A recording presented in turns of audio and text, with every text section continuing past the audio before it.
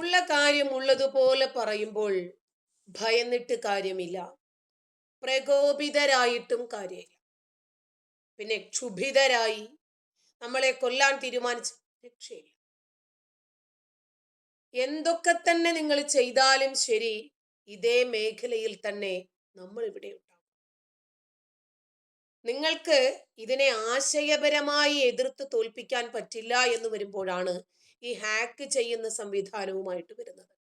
ഭീഷണികള്, ആക്രമണങ്ങള്, മക്കളെ ആക്രമിച്ചത്, വീട് കയറി ആക്രമിച്ചത്, കൊലവിളി നടത്തിയത്, ഐസിസ് ഭീകരരെ ഇറക്കിയത്, ഫേക്കായിട്ടുള്ള കെട്ടുകഥകൾ ഉണ്ടാക്കിയത്, ഇതിലൊന്നും ഞാൻ വീഴത്തില്ല എന്ന് മനസ്സിലാക്കിയപ്പോൾ പുതിയ പുതിയ പദ്ധതികളുമായിട്ട് നിങ്ങൾ ഇറങ്ങിക്കോ.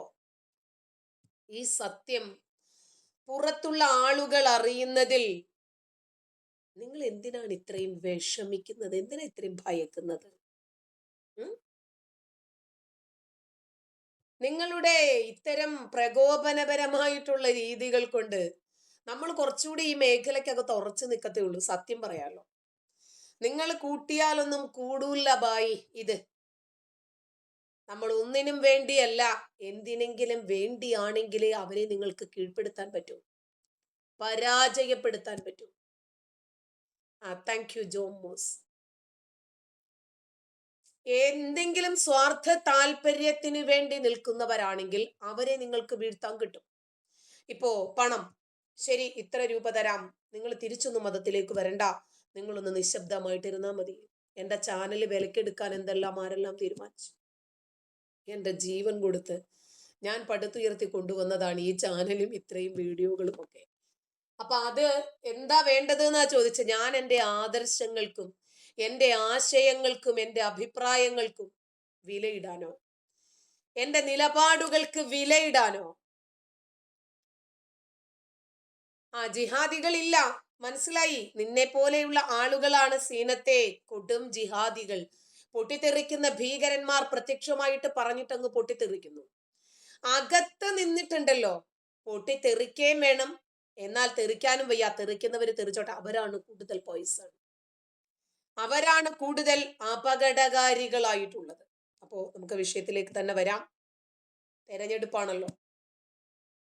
ഈ തെരഞ്ഞെടുപ്പിന്റെ സമയത്ത് ഒരുപാട് വിഷജന്തുക്കൾ മാളത്തിൽ നിന്നും പുറത്തു ചാടിയിട്ടുണ്ട്. ഒരുപക്ഷെ നല്ല തണുത്ത കാലാവസ്ഥയിൽ പൊത്തിനകത്തിരിക്കുന്ന വിഷപ്പാമ്പുകൾ വെയിൽ തുടങ്ങുമ്പോൾ പുറത്തു വരുമെന്ന് ഈ മേഖലയിലെ നിപുണന്മാരായിട്ടുള്ള വാവ സുരേഷിനെ പോലെയുള്ള ആളുകൾ പറയുന്നത് കേട്ടിട്ടുണ്ട്. ഇപ്പോൾ ഇലക്ഷൻ സമയമായതുകൊണ്ട് ഇവരുടെ വിഷം ഛർദിക്കാൻ ഏറ്റവും നല്ല സാഹചര്യമാണ് ഇത് എന്ന് അവർക്ക് തോന്നിയേക്കാം. എന്തായിരുന്നാലും അവരൊക്കെ ഇറങ്ങി തിരിച്ചിട്ടുണ്ട്. ഒരു കൊടും വിഷം കേട്ടുകൊണ്ട് തന്നെ ഇന്നങ്ങോട്ട് തുടങ്ങും.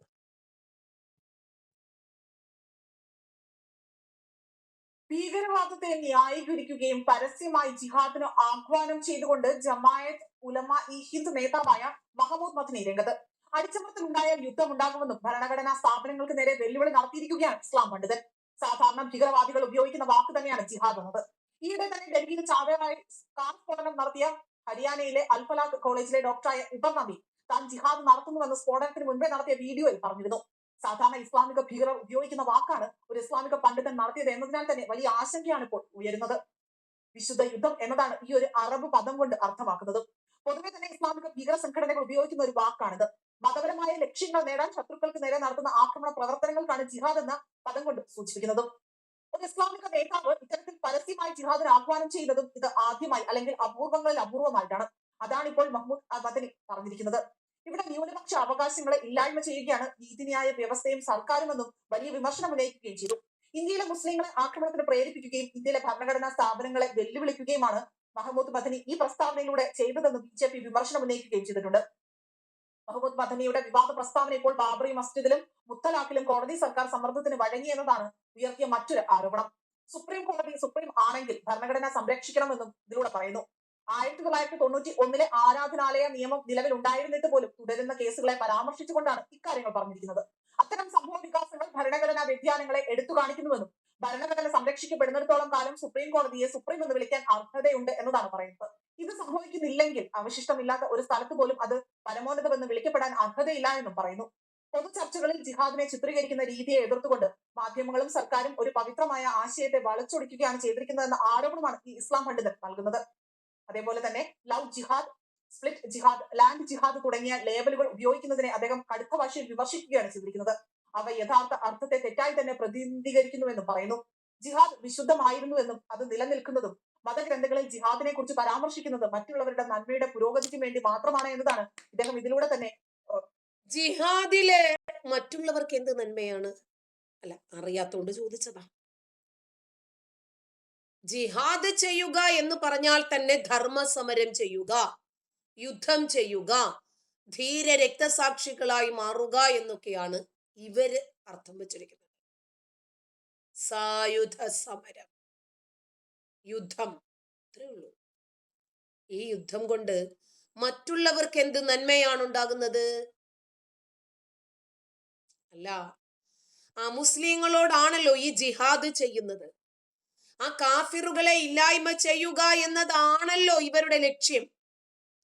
അങ്ങനെ വരുമ്പോൾ മുസ്ലിം സമുദായത്തിന്റെ നന്മ, മുസ്ലിങ്ങൾക്കു മാത്രം ഈ രാജ്യത്ത് നിലനിൽക്കാൻ, ഈ ലോകത്ത് അള്ളാഹുവിന് കീഴ്പ്പെട്ടുകൊണ്ട് ജീവിക്കുന്ന മുസ്ലിങ്ങളെ മാത്രം നിലനിർത്തുക എന്ന അർത്ഥത്തിൽ ഇവര് നടത്തുന്ന ജിഹാദിന് മറ്റുള്ളവർക്ക് എന്ത് നന്മയാണുള്ളത്? അല്ല, നമുക്ക് വലിയ വശമില്ലാത്തത് കൊണ്ട് പറഞ്ഞതാ. കഴിഞ്ഞ ദിവസം പാർലമെന്റില് സമാജ്വാദി പാർട്ടിയുടെ MP പറഞ്ഞത് നിങ്ങൾ കേട്ടിരുന്നോ?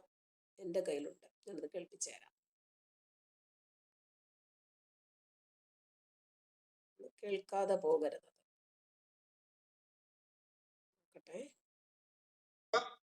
ഉണ്ട്.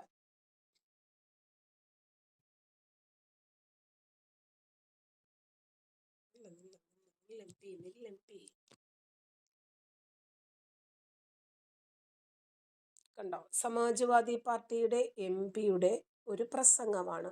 നോക്കിക്കോ. ഭാരതത്തിനെതിരെ ജിഹാദ് പ്രഖ്യാപിക്കാൻ ഞങ്ങൾ മടിക്കില്ല എന്ന് പറയുന്നത് സമാജ്വാദി പാർട്ടിയുടെ MP ആയിട്ടുള്ള മുഹിബുല്ല നദ്വിയാണ്. അപ്പൊ ഇവരുടെ എല്ലാവരുടെയും ഉള്ളിൽ എന്താണ്? ഇന്ത്യയെ തകർക്കണം, ഇന്ത്യയിൽ ധീര രക്തസാക്ഷികൾ ഉണ്ടാകണം, ചാവേറുകൾ ഉണ്ടാകണം. ആരെ കൊന്നിട്ട്? ആ മുസ്ലിങ്ങളെ കൊന്നിട്ട്. നോക്കിയോ, നമ്മുടെ മാതൃരാജ്യത്ത് മുസ്ലിങ്ങളുടെ ജീവിതം ദുസ്സഹമായിരിക്കുന്നു എന്നാ കക്ഷി പറയുന്നത്. ഇന്ത്യയിലെ ഇവര് കാരണം, ഈ സമുദായം കാരണം മറ്റുള്ളവർക്കാണ് ഇവിടെ ജീവിക്കാൻ സാധിക്കാത്ത സാഹചര്യം ഉണ്ടാകുന്നത്. അയാൾ പറയുന്നത് കേട്ടോ.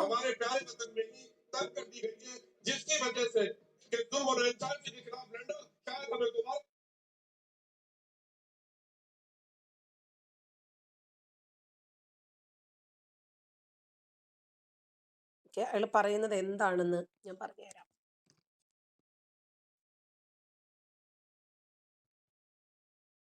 നമ്മുടെ മാതൃരാജ്യത്ത് മുസ്ലിങ്ങളുടെ ജീവിതം ദുസ്സഹമായിരിക്കുന്നു എന്നാണ് കാക്ക പറയുന്നത്. എവിടെയാണ് മുസ്ലിങ്ങളുടെ ജീവിതം ഇന്ത്യയിൽ ദുസ്സഹമായിരിക്കുന്നത്? ഒരു പക്ഷേ ലോകത്തിന്റെ ഏതു കോണുകൾ എടുത്തു നോക്കിയാലും ശരി, മുസ്ലിങ്ങൾ അഹങ്കാരത്തോടെ, ധാർഷ്ട്യത്തോടെ ജനാധിപത്യത്തെ ധിക്കരിച്ച് മതതീവ്രവാദത്തെ പ്രോത്സാഹിപ്പിച്ച് ജീവിക്കുന്ന ഒരു രാജ്യം ഇന്ത്യയായിരിക്കും. ഏറ്റവും കൂടുതൽ മുസ്ലിങ്ങൾ നിർഭയരായി ജീവിക്കുന്ന ഒരു സംസ്ഥാനം ഈ കേരളമായിരിക്കും.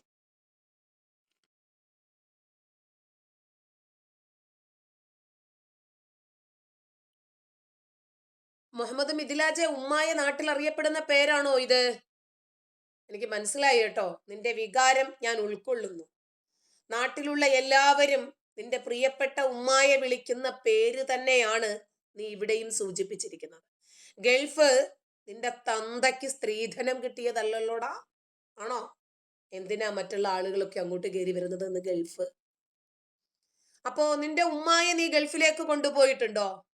ഉമ്മ അവിടെ അറബിക്ക് ഡാഷ് ചെയ്ത് ജീവിക്കുന്നു എന്ന് നീയാ പറയുന്നേ, നമ്മളാരും അല്ല. അപ്പൊ അതിന്റെ പണം വാങ്ങി ജീവിക്കുന്ന നീ ഒരു ഒന്നൊന്നര മോനാണല്ലോടാ. അപ്പോ നിന്റെ ഉമ്മ അങ്ങനെ അറബിക്ക് ഡാഷ് ചെയ്തു കൊടുത്തുണ്ടായ ഹറാം പറന്നവനായതുകൊണ്ടാണ് 7 ഹറാത്തി പറന്ന പദപ്രയോഗങ്ങൾ നീ ഇവിടെ നടത്തുന്നത്. നിന്റെ തള്ള അങ്ങനെ നടന്നിട്ടുണ്ടാക്കിയതായതുകൊണ്ടാ. പിന്നെ കള്ളവെടി ഹലാലായ ഒരു മതത്തിലാണല്ലോടാ നീ നിൽക്കുന്നത്. അതുകൊണ്ട് നിന്റെ ഉമ്മ എങ്ങനെയാണോ ഉണ്ടായത്, ആ ഉമ്മ അങ്ങനെ തന്നെയാണ് നിന്നെയും ഉണ്ടാക്കിയിട്ടുള്ളത്. അതുകൊണ്ടാണ് അങ്ങനെ പറയേണ്ടി വരുന്നത്. ശരി, സമാജ്വാദി പാർട്ടിയുടെ എം പി ഞാൻ പറയുന്നത്, മാതൃരാജ്യത്ത് മുസ്ലിങ്ങളുടെ ജീവിതം ദുസ്സഹമായിരിക്കുന്നു. അനീതിക്കും ക്രൂരതയ്ക്കുമെതിരെ ഞങ്ങൾക്ക് വീണ്ടും പോരാടേണ്ടി വരുമെന്നാണ് അവൻ വെല്ലുവിളിക്കുന്നത്. മാഡം, സഹനത്തിനും ഒരു പരിധിയുണ്ട്. ആ അതിര് ലംഘിക്കപ്പെട്ടാൽ അനീതിക്കെതിരായി ഞങ്ങൾ ജിഹാദ് ചെയ്യുമെന്നാ പറയുന്നത്. അനീതിക്കെതിരായി ഞങ്ങൾ ജിഹാദ് ചെയ്യും. ഇവര് കാണുന്ന അനീതി എന്തുവാ? ജനാധിപത്യമാണ്. ഇവര് കാണുന്ന അനീതി എന്തുവാ? തീവ്രവാദത്തെ പ്രോത്സാഹിപ്പിക്കലാണ്. അങ്ങനെ ഇവർക്ക് ഇരുമ്പ് നിക്കറിന് എന്ത് ചെയ്യണം? അമിത്ഷായും നരേന്ദ്രമോദിയും തയ്പ്പിച്ചു കൊണ്ടു കൊടുക്കണം.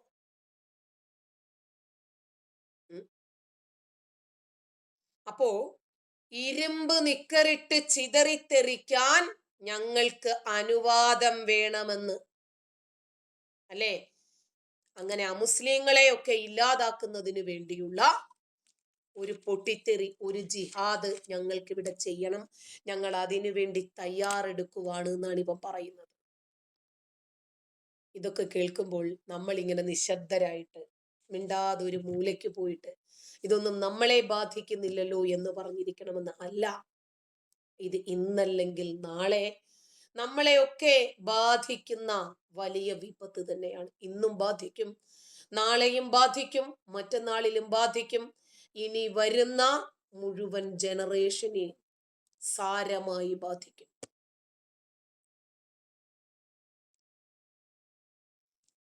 ഗോമസ് ചേച്ചി പറയുകയാണെങ്കിൽ ഒരു മതത്തെ മാത്രം പറയരുത്, പറയുകയാണെങ്കിൽ എല്ലാത്തിനെയും പറയുക. എല്ലാ മതവും കണക്കാ. ഞാനിപ്പോൾ ഒന്നിലുമില്ല. എല്ലാ മതത്തെയും പറഞ്ഞിട്ടില്ലെങ്കിൽ ഗോമസ് എന്ത് ചെയ്യും?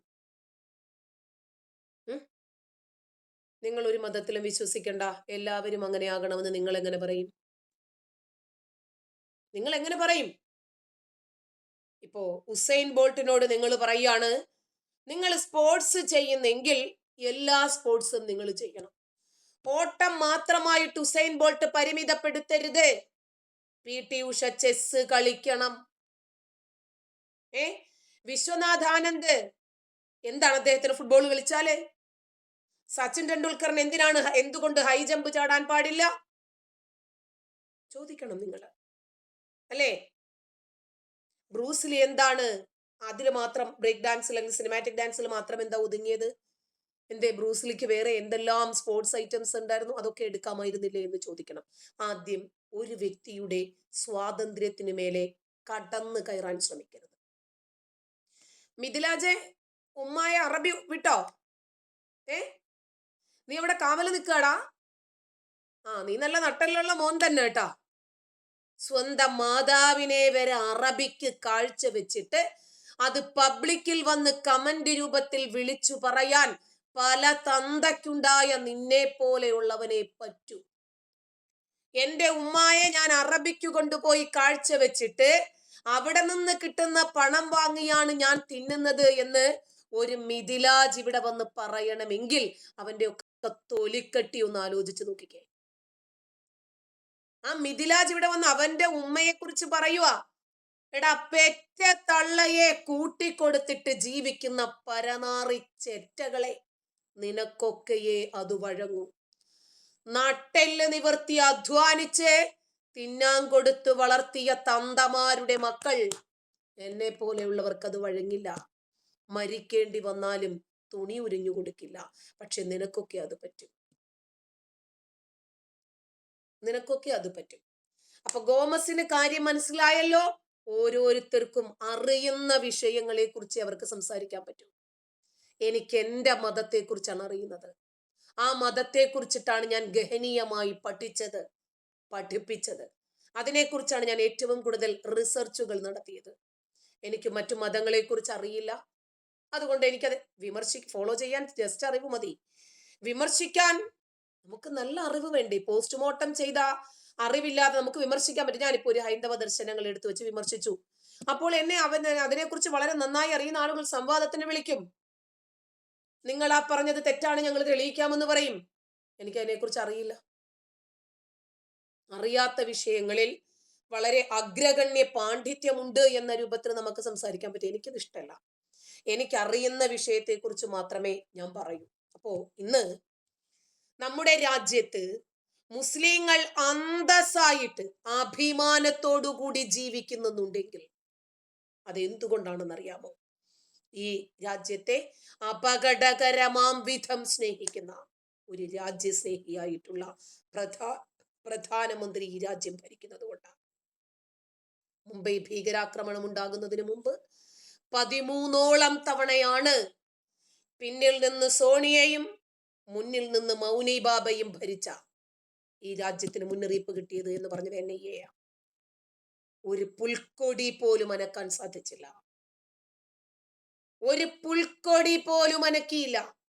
പക്ഷേ ഡൽഹി സ്ഫോടനം ഉണ്ടാകുന്നു എന്ന് പറയുന്നതിന് മുമ്പ് തന്നെ 2900 കിലോഗ്രാം സ്ഫോടക വസ്തുക്കളുമായി പൊട്ടിത്തെറിക്കാൻ തീരുമാനിച്ച 32 കാറുകളും 64 പേരെയും NIA തൂക്കിയോ?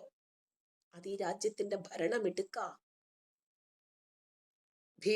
ഭീകരാക്രമണം ഉണ്ടാകുമെന്ന് പറഞ്ഞപ്പോൾ മിണ്ടാതെ പോയിരിക്കുമല്ലോ. അതുകൊണ്ട് തന്നെ മുസ്ലിങ്ങൾക്ക് തന്നെ, മുസ്ലിം പണ്ഡിതന്മാർക്ക് തന്നെ മനസ്സിലായി ഈ രാജ്യം ആരുടെ കരങ്ങളിലാണ് ഭദ്രമായിരിക്കുന്നത്. മതം പറഞ്ഞു വോട്ട് നേടി മുസ്ലിങ്ങൾക്ക് വേണ്ടി ഞങ്ങൾ ഭരിക്കുമെന്ന് പറഞ്ഞ അങ്ങനെ ഒരു ഭരണ സംവിധാനമല്ല ഇവിടെ വേണ്ടത്. ഇവിടെ മതത്തിൽ നിന്നും വിഭിന്നമായിട്ടൊരു ഭരണ സംവിധാനമാണ്. മുസ്ലിങ്ങൾക്ക് വേണ്ടി കഴിഞ്ഞു പോയ 9.5 കൊല്ലത്തെ ഭരണം, കേരളത്തിന്റെ ഭരണം ഞങ്ങൾ തിരിച്ചു പിടിക്കുമെന്ന് പറഞ്ഞ മതയോളികൾക്കാണോ നമ്മൾ വോട്ട് ചെയ്യേണ്ടത്? അതോ മതേതരത്വം നിലനിൽക്കണം, ദേശീയതയിൽ ഊന്നി നിന്നുകൊണ്ടൊരു ജനാധിപത്യം നിലനിൽക്കണം എന്ന് പറയുന്ന പാർട്ടിക്കാണോ? ഒരു ഉസ്താദ് പറയുന്നത് നിങ്ങളൊന്ന് ശ്രദ്ധിച്ചോ. നമ്മുടെ റിഷാദ് സുലമിയാണ്. ബഹുമാന്യരായ ജനാധിപത്യ വിശ്വാസികളെ, നിങ്ങൾക്ക് എന്റെ സ്നേഹാഭിവാദ്യങ്ങൾ. ഈ വരുന്ന ത്രിതല പഞ്ചായത്ത് തെരഞ്ഞെടുപ്പിൽ AR നഗർ ഗ്രാമപഞ്ചായത്ത് 24-ാം വാർഡ് NDA സ്ഥാനാർത്ഥിയായി മത്സരിക്കുന്ന പാലാന്തറ അഷ്റഫ് ഉള്ളാടൻ എന്ന അഷ്റഫ് ഹാജിക്ക് അദ്ദേഹത്തിന്റെ തെരഞ്ഞെടുപ്പ് ചിഹ്നമായ താമര അടയാളത്തിൽ നിങ്ങളുടെ വിലയേറിയ വോട്ടുകൾ രേഖപ്പെടുത്തി അദ്ദേഹത്തെ വിജയിപ്പിക്കണമെങ്കിൽ. ആരാണെന്ന് നിങ്ങൾക്ക് മനസ്സിലായോ? അഷ്റഫ് ഹാജി. ഇനി മുസ്ലിങ്ങൾ മൊത്തം BJP-യിലേക്ക് ചേക്കേറുന്നു എന്ന് പറഞ്ഞിട്ട് ഉടനെ തന്നെ ഇവര് കരഞ്ഞു തുടങ്ങും. ഒരു മുസ്ലിം പ്രഭാഷകൻ മറ്റൊരു ഹാജിക്ക് വേണ്ടിയിട്ട്, കണ്ടോ, മുസ്ലിങ്ങളിലും രാജ്യസ്നേഹികൾ ഉണ്ട്. ആ മുസ്ലിങ്ങളിലെ രാജ്യസ്നേഹികൾക്ക് ഈ രാജ്യത്തിന് വേണ്ടി പ്രവർത്തിക്കാൻ പറ്റിയ പാർട്ടി താമരയാണ് എന്നവര് മനസ്സിലാക്കിയിരിക്കും. സ്നേഹത്തോടെ അഭ്യർത്ഥിക്കുകയാണ്, അപേക്ഷിക്കുകയാണ്.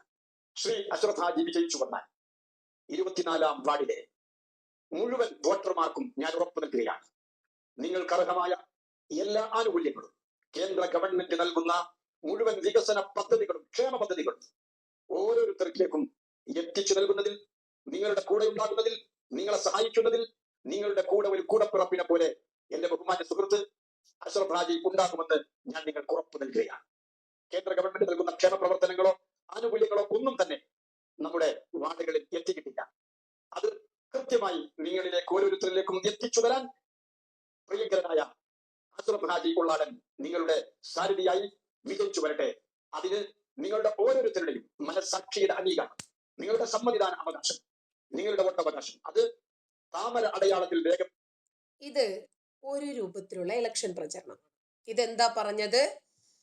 കേന്ദ്ര സർക്കാരിന്റെ എല്ലാ ആനുകൂല്യങ്ങളും അർഹമായിട്ട് വാർഡുകളിലൂടെ ഓരോ വ്യക്തികൾക്കും എത്തിക്കുന്നതിൽ ഞങ്ങൾ നിങ്ങളോടൊപ്പം ഉണ്ടാകും, സംശയമില്ല. അത് ഞാൻ നൽകുന്ന ഉറപ്പാണ് എന്ന് അദ്ദേഹത്തെ വിശ്വസിക്കുന്ന ആളുകളോട് അദ്ദേഹം പറയുന്നതാണ്. ഇനിയും മറ്റൊരു പ്രചാരണം കൂടി ഒന്ന് നോക്കിക്കോ. പ്രിയപ്പെട്ടവരെ നോക്കൂ. അതല്ല, നോക്കാം കേട്ടോ, ഒരു ഇപ്പം കഴിയട്ടെ. ഞാൻ ഇലക്ഷൻ പ്രചാരണം കണ്ടിരുന്നു.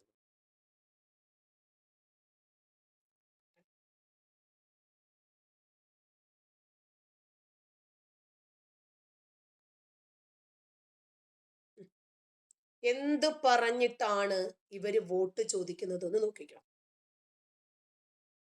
സൗണ്ട് ഇല്ലേ? ആളുകളാണ് നോമ്പ് നോക്കുന്ന ആളുകളാണ്, നടക്കുന്ന ആളുകളാണ്, 5 വക്ത് നിസ്കരിക്കുന്ന ആളുകളാണ്, നോമ്പ് നോക്കുന്ന ആളുകളാണ്. നമ്മൾ സ്ഥാനാർത്ഥി നിർത്തുമ്പോൾ അതെല്ലാം ഉൾപ്പെട്ടുകൊണ്ട് നമ്മുടെ ഇസ്ലാമികമായ എല്ലാ ശൈലികളെയും മുറുകെ പിടിച്ചുകൊണ്ടാണ് ഒരു സ്ഥാനാർത്ഥി നിർത്തുന്നത്. ആ അർത്ഥത്തിൽ നിങ്ങൾ വളരെ ഭാഗ്യവാന്മാരാണ്. സായിമയെ പോലെ ഒരു യുവതിയെ ഈ വാർഡിനെ സേവിക്കാൻ പറ്റിയ ഒരു കാര്യം ഉത്തരവാദിത്തത്തോടു കൂടി പറയാൻ ആഗ്രഹിക്കുന്നു. സായിമ ഇവിടെ മത്സരിക്കാൻ വരുന്നത് കേവലം ഒരു മെമ്പറായി നിൽക്കാൻ നടക്കുന്ന ആളുകളാണ്, 5 വക്ത് നിസ്കരിക്കുന്ന ആളുകളാണ്, നോമ്പ് നോക്കുന്ന ആളുകളാണ്. ഒരു വനിതാ സംഗമമാണ്. ആ വനിതാ സംഗമത്തിലെ 5 നേരം നമസ്കരിക്കുന്ന, നോമ്പ് നോക്കുന്ന ഒരു യുവതിയെ നിങ്ങൾക്ക് സേവിക്കാൻ കിട്ടിയത് നിങ്ങളുടെ ഭാഗ്യമാണെന്ന് ചോദിക്കട്ടെ. ആ വാർഡിൽ മുസ്ലിങ്ങൾ മാത്രമേ ഉള്ളൂ. മുസ്ലിങ്ങളുടെ മാത്രം ബ്ലോക്ക് പഞ്ചായത്തിലോ പഞ്ചായത്തിലോ ആണോ നിങ്ങൾ സ്ഥാനാർത്ഥികളെ തിരഞ്ഞെടുക്കുന്നത്, വിജയികളെ തിരഞ്ഞെടുക്കുന്നത്? ഒരിക്കലും തെരഞ്ഞെടുപ്പുകളിൽ മതം കടന്നു വരരുത് എന്ന് പറയുമ്പോൾ എങ്ങനെയൊക്കെയാണ് ഇവർക്കിടയിലേക്ക് മതം കടന്നു വരുന്നത് എന്ന് കണ്ടോ. എന്നാലും മതേതര ഹിന്ദു ക്രിസ്ത്യാനികൾ ചെന്നിവർക്ക് വോട്ടിടും. മതമാണ് മതമാണ് മതമാണ് വലുത് എന്ന് പറഞ്ഞത് മറക്കരുത്. ഇവർ ഭരണത്തിൽ വന്ന ഒരു വാർഡിലെങ്കിലും ഇവര് ഭരണത്തിൽ വന്നാൽ ബംഗ്ലാദേശും അഫ്ഗാനും മാറി നിൽക്കുന്ന താലിബാനികളായി, ഹമാസോളികളായിട്ട് ഇവര് മാറും. ഈ തീവ്രവാദ വിഭാഗം ഇല്ലാതാകണമെങ്കിൽ രാജ്യസ്നേഹികളാണ് അധികാരത്തിൽ വരേണ്ടത്. എണ്ണം കൂടുന്തോറും ഭാഗ്യവും ലക്ഷ്യവും കൂടിക്കൊണ്ടേയിരിക്കും. ഇസ്ലാമിക രാജ്യമുണ്ടാക്കുന്നതിനു വേണ്ടി ഓരോ പ്രദേശങ്ങളും ഇവർ അൽഹംദുലില്ലാ ഖൈർ, അൽഹംദുലില്ലാ മൈർ എന്ന് പറഞ്ഞ് ഇവര് മുസ്ലിങ്ങളുടെ വോട്ട് മാത്രമാണോ ചോദിക്കുന്നത്? ആണോ? പെരുകുന്തോറും സമാധാനം കൂടുന്ന ഒരു വിഭാഗം സ്ഥാനാർത്ഥികളെ ഹലാലാക്കി, സ്ത്രീകളെ ഹറാമാക്കി, പേറിയന്ത്രമാക്കി ഇരുത്തിയവർ ഇപ്പോ ഹലാലാക്കി. അവിടെയുള്ള മതേതര കാഫിറുകളോടുകൂടി നിങ്ങൾ പറയണം, 5 നേരം നമസ്കരിക്കുന്ന അപ്പിക്കുപ്പായക്കാരിയെ നിങ്ങൾക്ക് സ്ഥാനാർത്ഥിയായി വെച്ചതുകൊണ്ട് ഹിന്ദുക്കളെ, ക്രിസ്ത്യാനികളെ, നിങ്ങളുടെ വോട്ട് ഞങ്ങൾക്ക് വേണ്ട. ഞങ്ങൾക്ക് പ്യുവർ ഹലാലായിട്ടുള്ള വോട്ടുകൾ മാത്രം മതി എന്ന് പറയണം.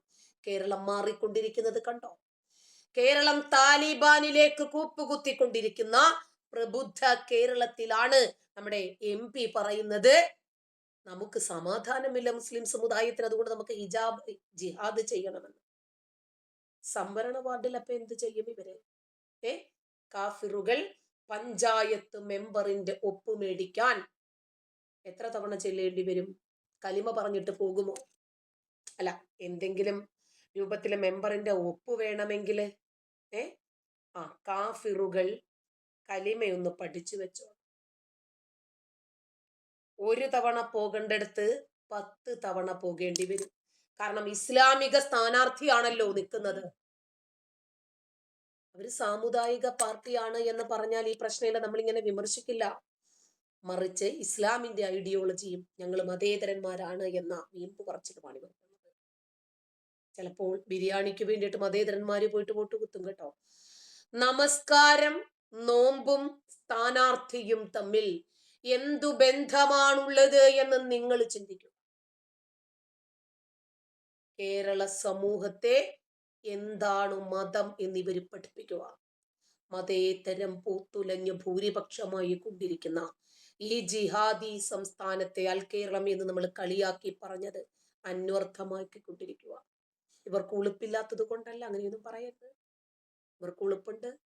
ഇവർക്ക് മതമാണ് എല്ലാത്തിനും മേലെ നിൽക്കുന്നത്. അതുകൊണ്ടാണ് പള്ളിക്കമ്മിറ്റി ഇലക്ഷന് നിൽക്കുവാണെന്നോ ഞാൻ ആദ്യം ചിന്തിച്ചത്. എന്തോ പറയാനാ ഇവരുടെ കാര്യത്തില്. മതേതരത്വത്തെ വെളുപ്പിക്കാൻ ഇവർ ശ്രമിക്കുക. 2047 ഖലീഫ കുപ്പായം തയ്ച്ചു വെച്ചിട്ടുണ്ട്. അതിന്റെ ചവിട്ടുപടികളാണ് കോണികൾ. മറക്കണ്ട, മറക്കണ്ട. UDFന്റെ ഇലക്ഷൻ പ്രചാരണമാണ് ആ കേട്ടത് കേട്ടോ. SDP-യുടേതല്ല, മതേതര UDFന്റെ. അതായത് UDFന്റെ ഘടക കക്ഷിയായ മുസ്ലിം ലീഗിന്റെ സ്ഥാനാർത്ഥിയുടെ ഒരു പ്രചാരണ പ്രസംഗത്തിലാണ് ഇദ്ദേഹം 5 നേരം നമസ്കരിക്കുന്നവര് വോട്ട് ചെയ്യണമെന്ന് പറയുന്നത്. നമസ്കരിക്കുന്ന സ്ഥാനാർത്ഥിയെ നിർത്തിയിട്ട് നമസ്കരിക്കുന്നവരുടെ വോട്ട് മതി എന്നവർ പറഞ്ഞിട്ടില്ല. നമ്മൾ മനസ്സിലാക്കണം. ദീനിയായി ജീവിതം നയിക്കുന്ന അപ്പിക്കുപ്പായക്കാരികളുടെയും മുറിയന്മാരുടെയും വോട്ട് മാത്രം ഞങ്ങൾക്ക് മതി എന്ന് പറയത്തക്ക രൂപത്തിൽ ഇവർ അധപ്പതിച്ചിരിക്കുന്നു. ജമാഅത്തെ ഇസ്ലാമിയുടെ പള്ളിയിലേക്ക് നടക്കുന്ന തെരഞ്ഞെടുപ്പാണോ എന്ന് തെറ്റിദ്ധരിച്ചത് ഞാൻ മാത്രമാണോ എന്നറിയില്ല. ഇവർക്ക് വോട്ട് ചെയ്യാൻ ഇവിടെയുള്ള ബുദ്ധി ഉറയ്ക്കാത്ത, നമ്മുടെ നാടിന്റെ ഈ അപകടകരമായ പോക്കിനെ കുറിച്ച് യാതൊരു വിധത്തിലുള്ള വെളിവും ബോധവും ഇല്ലാത്ത മതേതര കൂറകൾ ചെന്ന് ഇവർക്ക് വോട്ട് ചെയ്യും. ഇവർക്ക് വോട്ട് പിടിക്കാൻ പ്രചാരണത്തിൽ ഇറങ്ങിത്തിരിക്കുകയും ചെയ്യും. കുരുമുളക് ഇട്ട് വഴറ്റിയ മതേതരത്വമാണ് അവർ കൊണ്ടുവരുന്നത്. മറക്കണ്ട, ഇത് വർഗീയതയാണ് എന്ന് പറയുമ്പോൾ നമ്മളെയാണ് വർഗീയത എന്ന് പറയുന്നത്. 5 നേരം ഉച്ചയും കുത്തി മറിയുന്നവരുടെ വോട്ട് മതി ഞങ്ങൾക്ക് എന്ന് അവര് തന്നെ പബ്ലിക്കായിട്ട് പറഞ്ഞിട്ട് നിങ്ങൾ പോയിട്ട് ഉണ്ടാക്കി കൊടുത്തിട്ട് പിന്നെ നിങ്ങളെ പറഞ്ഞിട്ട് കാര്യമില്ല, അവരെ പറഞ്ഞിട്ട് കാര്യമില്ല. അവര് പറയുന്നു 5 നേരം നമസ്കരിക്കുന്ന സ്ഥാനാർത്ഥിയെ ഞങ്ങൾക്ക് കിട്ടി, അത് ഏറ്റവും വലിയ ഉപകാരമാണ് എന്നാ പറയുന്നത്. പ്യുവർ ഹലാലായിട്ടുള്ള വോട്ടുകൾ ഞങ്ങൾക്ക് മതി എന്നവർ പറഞ്ഞിട്ടില്ലെങ്കിലും ആ പറഞ്ഞതിൽ അതുണ്ട്. അത് ഇന്നൽ ആക്കില യക്ഫിൽ ഇഷാറ എന്ന് അറബിയിൽ ഒരു ചൊല്ലുണ്ട്. ബുദ്ധിമാന്മാർക്ക് സൂചനകൾ മതിയെന്ന. ആ സൂചനകളിൽ നിന്ന് നിങ്ങൾ കാര്യങ്ങൾ ഉൾക്കൊണ്ടിട്ടില്ലെങ്കിൽ വലിയ ബുദ്ധിമുട്ടുകൾ നിങ്ങൾക്ക് ഭാവിയിലുണ്ടാകും. അതാണ് ഇവിടെ പറയാൻ. രാജ്യത്തിന് വേണ്ടി, ദേശീയതയ്ക്ക് വേണ്ടി എന്ത് പറഞ്ഞിട്ടാണ് എന്ത് പറഞ്ഞിട്ടാണ് രാജ്യത്തിന് വേണ്ടി വോട്ട് ചോദിക്കുന്നത്? പറയാനേ ഓരോ വോട്ടും LDAക്ക് ചെയ്ത് വിജയിപ്പിക്കണം. കാരണം നമ്മളിപ്പോ പല കാര്യങ്ങളും കേരളത്തിൽ കണ്ടുകൊണ്ടിരിക്കുകയാണ്. പെണ്ണുപിടിക്കലും ഗർഭചിത്രവും ഇല്ലാത്തൊന്നുമില്ല. എല്ലാം ദൈവത്തിന്റെ മുതല് മോഷ്ടിക്കലും ഇങ്ങനെയുള്ള ഒരുപാട് കാര്യങ്ങൾ നടന്നു. പിന്നെ മതേതരം ഒരു ഭാഗത്ത്. മതേതരം പറഞ്ഞിട്ട് എന്തൊക്കെയാ ചെയ്യണം എന്നുള്ളത് നന്നായിട്ട് അറിയാം. അപ്പോ രാഷ്ട്രത്തിന് വേണ്ടി വോട്ട് ചെയ്യുക. മതം പറയുന്നവർക്ക് വോട്ട് കൊടുക്കാതെ 5 നേരം ഉച്ചയും കുത്തി മറിയുന്ന അപ്പിക്കുപ്പായക്കാരികളെ നിർത്തിയിരിക്കുന്നത് മുസ്ലിങ്ങളെ നിങ്ങൾ വോട്ട് ചെയ്യാനാണ് എന്നല്ല പറയുന്നത്, ഈ രാഷ്ട്ര താല്പര്യത്തിനോടൊപ്പം നിന്ന് വോട്ട് ചെയ്യണമെന്ന് ആവശ്യപ്പെടുന്നത്. മതം പറഞ്ഞിട്ട് വോട്ട് നിൽക്കുന്നതും വോട്ട് ചെയ്യിപ്പിക്കുന്നവര് തോൽപ്പിക്കുക. എന്നിട്ട് രാഷ്ട്രത്തിന് വേണ്ടി നിങ്ങളുടെ ഓരോ വിലയേറിയ വോട്ടുകളും ചെയ്ത് രാഷ്ട്രത്തിന് വേണ്ടി സംസാരിക്കുന്നവർക്ക്, രാജ്യത്തിന് ഗുണം ചെയ്യുന്നവർക്ക് വേണ്ടിയിട്ട് ഈ പഞ്ചായത്ത് കോർപ്പറേഷൻ മുനിസിപ്പൽ ഇതിലെ 2025 വോട്ടില് ഒരു ചാൻസ് നിങ്ങൾ BJPക്ക് കൊടുത്ത്, NDAക്ക് കൊടുത്ത്, NDA സഖ്യത്തിന് കൊടുത്ത്. ഞങ്ങളെ ആൾക്കാർ വളരെ 2-3 സ്വതന്ത്ര സ്ഥാനാർത്ഥികളെ മത്സരിക്കുന്നുള്ളൂ. ബാക്കി എല്ലാം BJP സ്ഥാനാർത്ഥികൾ തന്നെയാണ് NDAക്ക്. അപ്പൊ റിപ്പബ്ലിക്കൻ പാർട്ടി ഓഫ് ഇന്ത്യയുടെ ദേശീയ ഉപാധ്യക്ഷ എന്ന നിലയിൽ നിങ്ങളോട് റിക്വസ്റ്റ് ചെയ്യാനുണ്ട്, എല്ലാ NDA സ്ഥാനാർത്ഥികളും ഏറ്റവും നല്ല വോട്ടുകളോടുകൂടി വിജയിപ്പിക്കുക. കോഴിക്കോടൊക്കെ നമ്മുടെ സ്വന്തം ആൾക്കാർ, കോഴിക്കോട് ജില്ലയിൽ, കണ്ണൂർ, കാസർഗോഡ് എല്ലാം നമ്മൾ നോർത്ത് കേരളയിലെ എല്ലാം നമ്മളെല്ലാം വേണ്ടപ്പെട്ടവരാണ്.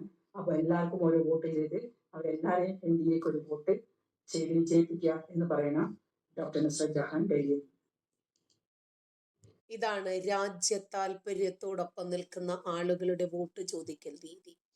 അല്ലാതെ ഞങ്ങൾ നമസ്കരിക്കുന്നവരാണ്, ഞങ്ങള് അപ്പിക്കുപ്പായക്കാരികളാണ്, ഞങ്ങൾ മുസ്ലിം സമുദായത്തിന് വേണ്ടി നിൽക്കുന്നവരാണ്, അതുകൊണ്ട് ഞങ്ങളുടെ മുസ്ലിങ്ങൾക്ക് വോട്ട് ചെയ്യണം, ഞങ്ങള് അപ്പിക്കുപ്പായക്കാരികളുടെ വോട്ട് മാത്രം മതി ഞങ്ങൾക്ക് നിസ്കരിക്കാത്തവരുടെ വോട്ട് ഞങ്ങൾക്ക് വേണ്ട, ഹാജിമാരുടെ വോട്ട് മാത്രം മതി ഞങ്ങൾക്ക് എന്നല്ല പറയുന്നത്.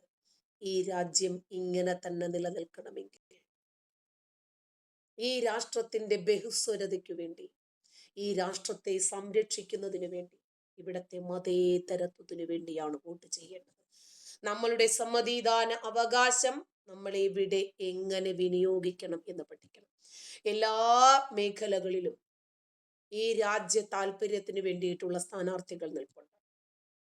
ഇവിടെ ഞങ്ങളുടെ നാട്ടിൽ നിൽക്കുന്നത്, ഞങ്ങൾ 7-ാം വാർഡാണ്, ചേമഞ്ചേരി പഞ്ചായത്തിലെ 7-ാം വാർഡാണ്. ഇവിടെ നിൽക്കുന്നത് സരീഷ് എന്ന് പറയുന്ന, ഇവിടെ അടുത്ത് റേഷൻ കട നടത്തുന്ന ഒരാളാണ്. സരീഷ് കുട്ടപ്പൻ എന്നാണ് പൊതുവെ അറിയപ്പെടുന്നത്.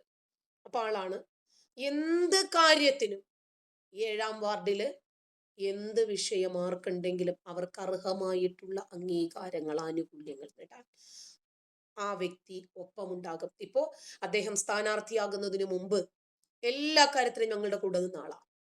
പലരുടെയും കൂടെ അയാൾ പഞ്ചായത്തിൽ കൂടുന്നത് ഞാൻ കണ്ടിട്ടുണ്ട്. അന്ന് രാഷ്ട്രീയത്തിൽ പോലും ആളുണ്ടോ എന്ന് പോലും എനിക്കറിയില്ല.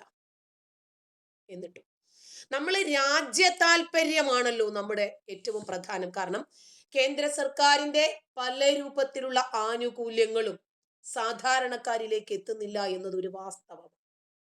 അത് എത്തിക്കുന്നതിന് വേണ്ടിയല്ലേ ഇത്തരം പ്രതിനിധികൾ ശ്രമിക്കേണ്ടത്.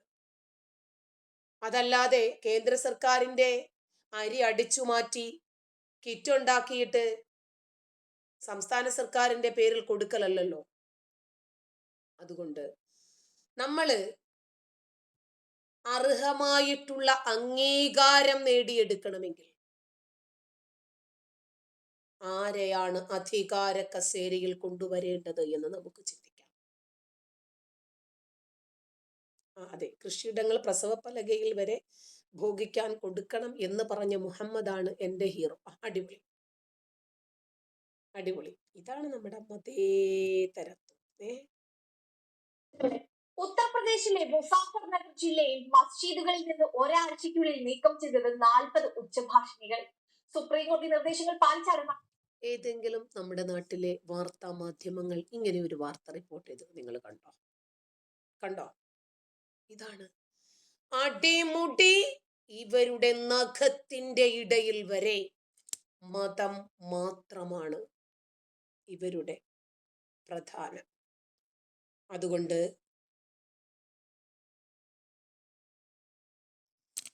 ഇത്തരം വാർത്തകളൊന്നും ഇവർ കൊടുക്കില്ല. ഇവർക്ക് മതേതരന്മാരുടെ മുഖച്ഛായ വേണ്ടേ? ആ പ്രതിച്ഛായ തകർന്നു പോകത്തില്ലേ? അതുകൊണ്ട് ഇത്തരം വാർത്തകളൊന്നും ഇവർ റിപ്പോർട്ട് ചെയ്യത്തില്ല. അതുകൊണ്ട് മതമാണ് മതമാണ് മതമാണ് ഞങ്ങളുടെ പ്രശ്നമെന്ന് പറഞ്ഞവരെ എവിടെയാണ് ഇരുത്തേണ്ടത് എന്ന് തീരുമാനിക്കാൻ നമ്മുടെ ആ ഒരു വോട്ട്, 2 വോട്ട് അതിന് സാധിക്കണം. എത്രയോ പള്ളികളിലെ ഉച്ചഭാഷണികൾ വെച്ചിട്ട് വിളിച്ചു പോവുകയാണ്, എന്റെ പടച്ചോൻ മാത്രമാണ് വലിയവൻ, എന്റെ പടച്ചോൻ മാത്രമാണ് വലിയവൻ, മുഹമ്മദ് നബി അള്ളാഹുവിന്റെ ദൂതനാണെന്ന് ഞാൻ സാക്ഷ്യം വഹിക്കുന്നേന്ന്. പറയാം ബാബു, പറയാം. ദിവ്യ ജിഹാദല്ലേ, പറയാം. അപ്പോ ഇങ്ങനെ വിളിച്ചു കൂവുന്നു. ഹൈക്കോടതിയുടെ ഉത്തരവുണ്ടായിരിക്കെ പോലും, സുപ്രീം കോടതിയുടെ നിർദ്ദേശമുണ്ടായിട്ട് പോലും കേരളത്തിൽ എത്ര പള്ളികളിൽ നിന്ന് ഈ വിളിച്ചുകൂക്കലിനുള്ള ഈ പെട്ടികൾ, ഈ സ്പീക്കറുകൾ, ഈ ഉച്ചഭാഷിണികൾ എടുത്തു മാറ്റാൻ നമ്മുടെ കേരളത്തിന്റെ സംസ്ഥാന സർക്കാർ ധൈര്യം കാണിച്ചിട്ടുണ്ട് എന്നിടത്താണ് മതഭീകരവാദത്തോടുള്ള, മതഭീകരതയോടും ഭീകരവാദികളോടുമുള്ള മൃദു സമീപനത്തിന്റെ എക്സ്ട്രീം ലെവൽ എത്രയാണെന്ന് നമ്മൾ തിരിച്ചറിയുന്നത്. സ്വീകരിച്ചതെന്നും മതപരമായ സ്ഥലങ്ങളിൽ ഉയർന്ന ഡെസിബിലിൽ പ്ലേ ചെയ്യുന്ന എല്ലാ ഉച്ചഭാഷണികളും നീക്കം ചെയ്യുമെന്നും അധികൃതർ വ്യക്തമാക്കി. ഒരു മതസ്ഥലത്തും ഉച്ചഭാഷണികൾ 20 ഡെസിബിലിൽ കൂടരുതെന്ന് സുപ്രീം കോടതി വിധി അനുസരിച്ചാണ് ഈ നടപടി. ഈ വിധിയുടെ അടിസ്ഥാനത്തിൽ മുസാഫർനഗർ ജില്ലയിലെ പോലീസ് ഉദ്യോഗസ്ഥർ ഉച്ചഭാഷണികൾക്കെതിരെ ക്യാമ്പയിൻ ആരംഭിച്ചിരുന്നു. ജനങ്ങൾക്ക് ബുദ്ധിമുട്ടുണ്ടാകുന്ന വിധത്തിലാണ് ഈ ലൗഡ് സ്പീക്കർ സ്ഥാപിച്ചിരുന്നത്. ഈ ലൗഡ് സ്പീക്കറുകളെല്ലാം നീക്കം ചെയ്ത് പോലീസ് സ്റ്റേഷനിലേക്ക് കൊണ്ടുവന്നു. നിയമങ്ങൾക്ക് വിരുദ്ധമായി സ്ഥാപിച്ചിട്ടുള്ള എല്ലാ ലൗഡ് സ്പീക്കറുകളും ആരാധനാലയങ്ങളിൽ നിന്ന് നീക്കം ചെയ്യണമെന്ന് ഉന്നത ഉദ്യോഗസ്ഥരും ഉത്തരവിട്ടിട്ടുണ്ട്. 20 ഡെസിബിലിൽ കൂടുതൽ ശബ്ദം പുറപ്പെടുവിക്കുന്ന എല്ലാ ലൗഡ് സ്പീക്കറുകൾക്കെതിരെയും സുപ്രീം കോടതി വിധിപ്രകാരം നടപടിയെടുക്കാൻ ഉത്തരവിട്ടിട്ടുണ്ടെന്ന് Muzaffarnagar city corporation officer Siddharth Mishra പറഞ്ഞു.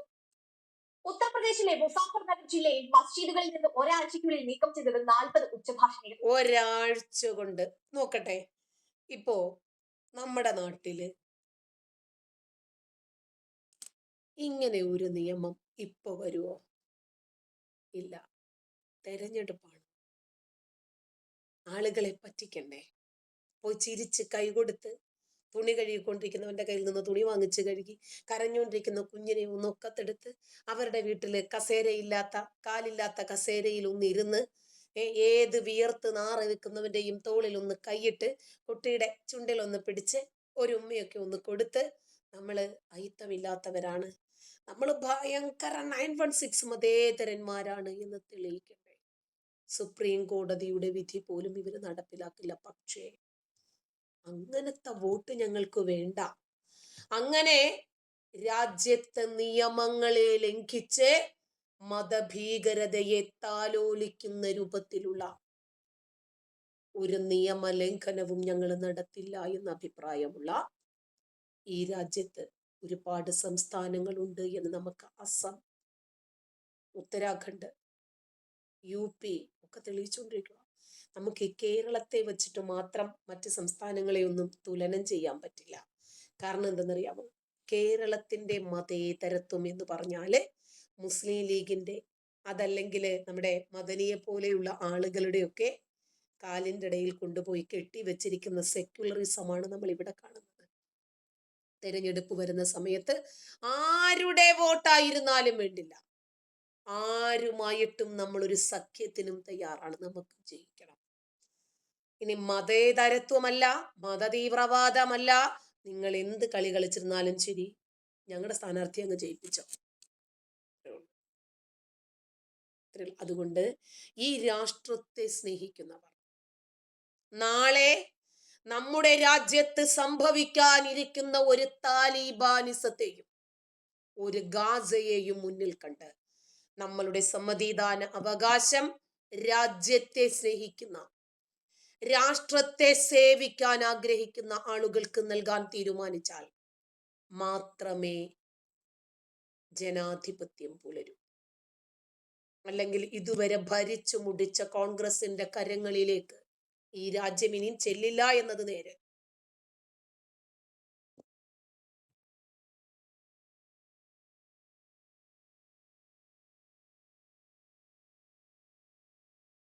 കണ്ടോ, ABCD എന്ന് പറയുന്ന ഒരാൾ വന്നിട്ട് നമ്മുടെ ചാനലിൽ പറയാണ്, RSSനെ കുറിച്ച് ആർക്കും അറിയാത്ത ഒരു കാര്യം ഞാൻ പറഞ്ഞു തരാം. ഒരു വിസിലു മതി ഈ രാജ്യം കുട്ടിച്ചോറാക്കാൻ. അവരത് ചെയ്യില്ല. ഈ രാജ്യം നശിപ്പിച്ചിട്ട് RSSനൊന്നും നേടാനില്ല. അവർ ഈ രാജ്യത്തെ സംരക്ഷിക്കുന്നവരായതുകൊണ്ട് അവർക്ക് ഈ രാജ്യമാണ് ഫസ്റ്റ്. ഒറ്റ വിസിലു മതിയെന്ന് അറിയുന്ന ആളുകൾക്കറിയാം ഈ രാഷ്ട്രത്തെ ആര് സേവിക്കണം. പക്ഷേ ഈ സംവരണത്തെക്കുറിച്ചും മുസ്ലിങ്ങളുടെ ആധിപത്യത്തെക്കുറിച്ചും അവർ ഈ ചെയ്യുന്നതിനെ കുറിച്ചുമൊക്കെ അറിയുന്ന ആളുകൾ കൃത്യമായിട്ട് പറയുന്നുണ്ട്. ചേട്ടന്മാരെ, ചേച്ചിമാരെ, ഒരു കാര്യം പോലീസ് സേനയിലേക്ക് PSC വിളിച്ചു എന്ന് വിചാരിക്കുക. നിങ്ങൾ ഒരു ഹിന്ദുവാണ്. ശ്രദ്ധിച്ചോ, അപ്ലിക്കേഷൻ കൊടുക്കുമ്പോൾ റിലീജിയൻ പോലീസ് സേനയിലേക്ക് കേരള PSC വിളിക്കുക. മുസ്ലിങ്ങൾക്ക് വേണ്ടി ജാതി സംവരണങ്ങൾ 12% അട്ടിമറിക്കപ്പെട്ട വസ്തുതയെ കുറിച്ചിട്ടാണ് ഈ പറയുന്നത്. ജാഫർ, ഇവള് കാണാൻ തന്നെ എന്തൊരു കോലമാണ്. 1-ാം നമ്പർ വട്ടക്കേസ്. ഉമ്മായ മാത്രം നോക്കിയിരിക്കുന്നത് കൊണ്ടാണ് മോനെ, കേട്ടോ. നീ എന്താടാ ഹൂറികളുടെ മാറും മോറും ഡാഷും കാണാൻ വേണ്ടിട്ട് ഇറങ്ങി തിരിച്ചതാ ആണോ? എന്റെ ചാനലിൽ വരുന്ന ആളുകൾ, നിന്നെ പോലെയുള്ള മുറിയന്മാരൊഴികെയുള്ളവർ, ഞാൻ എന്താണ് ഓരോ വിഷയങ്ങളെ കുറിച്ചും പറയുന്നത് എന്ന് മനസ്സിലാക്കാൻ വേണ്ടിയിട്ട് മാത്രം വരുന്നവരാ. പെണ്ണിന്റെ മുഖം കണ്ടിട്ട് സെൽഫ് ഗോൾ അടിക്കാൻ വേണ്ടിയിട്ട് ഉദ്ധരിച്ച ലിംഗവും കയ്യിൽ പിടിച്ചിട്ട് നിൽക്കുന്ന ആളുകളല്ല ഈ ചാനലിൽ വരുന്നത്, കേട്ടോ. അപ്പോ ഉമ്മായി ആദ്യം കൊണ്ടുപോയി ചങ്ങലക്കിട്. ആ ഉമ്മാടെ മോനായിട്ടുള്ള നിന്നെയും കൊണ്ടിട്ട് ചെല്ലാൻ.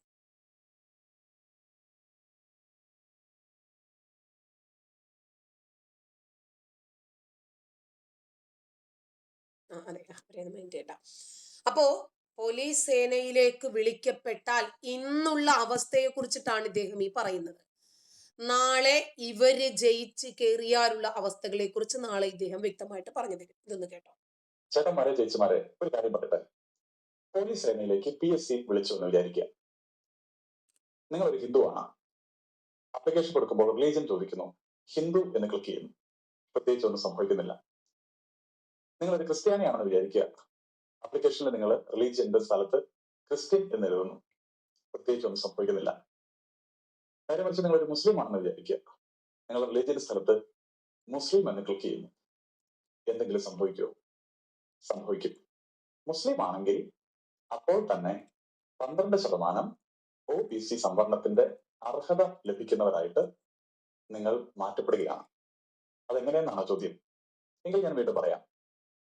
നിങ്ങളൊരു ഹിന്ദു ആണെങ്കിൽ റിലീജിയനിൽ കഴിഞ്ഞിട്ട് അടുത്തത് ചോദിക്കുക കാസ്റ്റ് ആണ്. ആ കാസ്റ്റിൽ നിങ്ങൾ ഈഴവ എന്ന് എഴുതാം, തീയ എന്ന് എഴുതാം, അതല്ലെങ്കിൽ മറ്റ് ഏതെങ്കിലുമൊക്കെ ജാതി വിഭാഗങ്ങളുടെ പേരെഴുതുന്നു.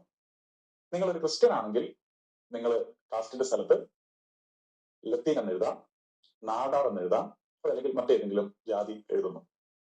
നിങ്ങളൊരു മുസ്ലിം ആണെങ്കിലോ കാസ്റ്റ് എന്ന് ചോദിക്കുന്നിടത്ത് അവിടെയുള്ള ഓപ്ഷൻ മുസ്ലിം ഓർ മാപ്പിള എന്നുള്ളതാണ്. ഇവിടെ എന്താണ് വ്യത്യാസം? ഒരു ക്രിസ്ത്യാനിയാണ് എങ്കിൽ നിലവിൽ ഈ സംസ്ഥാനത്തുള്ള ജാതി സംവരണത്തിൽ എല്ലാ ക്രിസ്ത്യാനികൾക്കും ജാതീയമായിട്ടുള്ള സംവരണം കിട്ടുന്നില്ല. നിങ്ങളൊരു ഹിന്ദു ആണ്, എല്ലാ ഹിന്ദുക്കൾക്കും ഈ ജാതീയമായിട്ടുള്ള സംവരണം കിട്ടുന്നില്ല. മറിച്ച് നിങ്ങളൊരു മുസ്ലിം ആണെങ്കിൽ എല്ലാ മുസ്ലിങ്ങൾക്കും സംവരണം കിട്ടുകയാണ്. അതുണ്ടാക്കുന്ന അപകടം വലുതാണോ ചെറുതാണോ? അതേതെങ്കിലും തരത്തിൽ നമ്മുടെ ഈ സമൂഹത്തിലെ നീതി ന്യായ ചിന്തകളെ ചോദ്യം ചെയ്യുന്നുണ്ടോ? സംവരണ തത്വങ്ങൾ ഏതെങ്കിലും തരത്തിൽ ബലി കഴിക്കപ്പെടുന്നുണ്ടോ? ഇത് കൂടുതൽ പഠനത്തിനും വിചിന്തനത്തിനും വേദിയാകട്ടെ. വളരെ സഹികെട്ടിട്ടാണ് ക്രിസ്ത്യൻ പുരോഹിതന്മാർ ഈ നാടിന്റെ അപകടകരമായ സാഹചര്യങ്ങളെ കുറിച്ച് വിളിച്ചു പറയാൻ തയ്യാറായിരിക്കുന്നത്.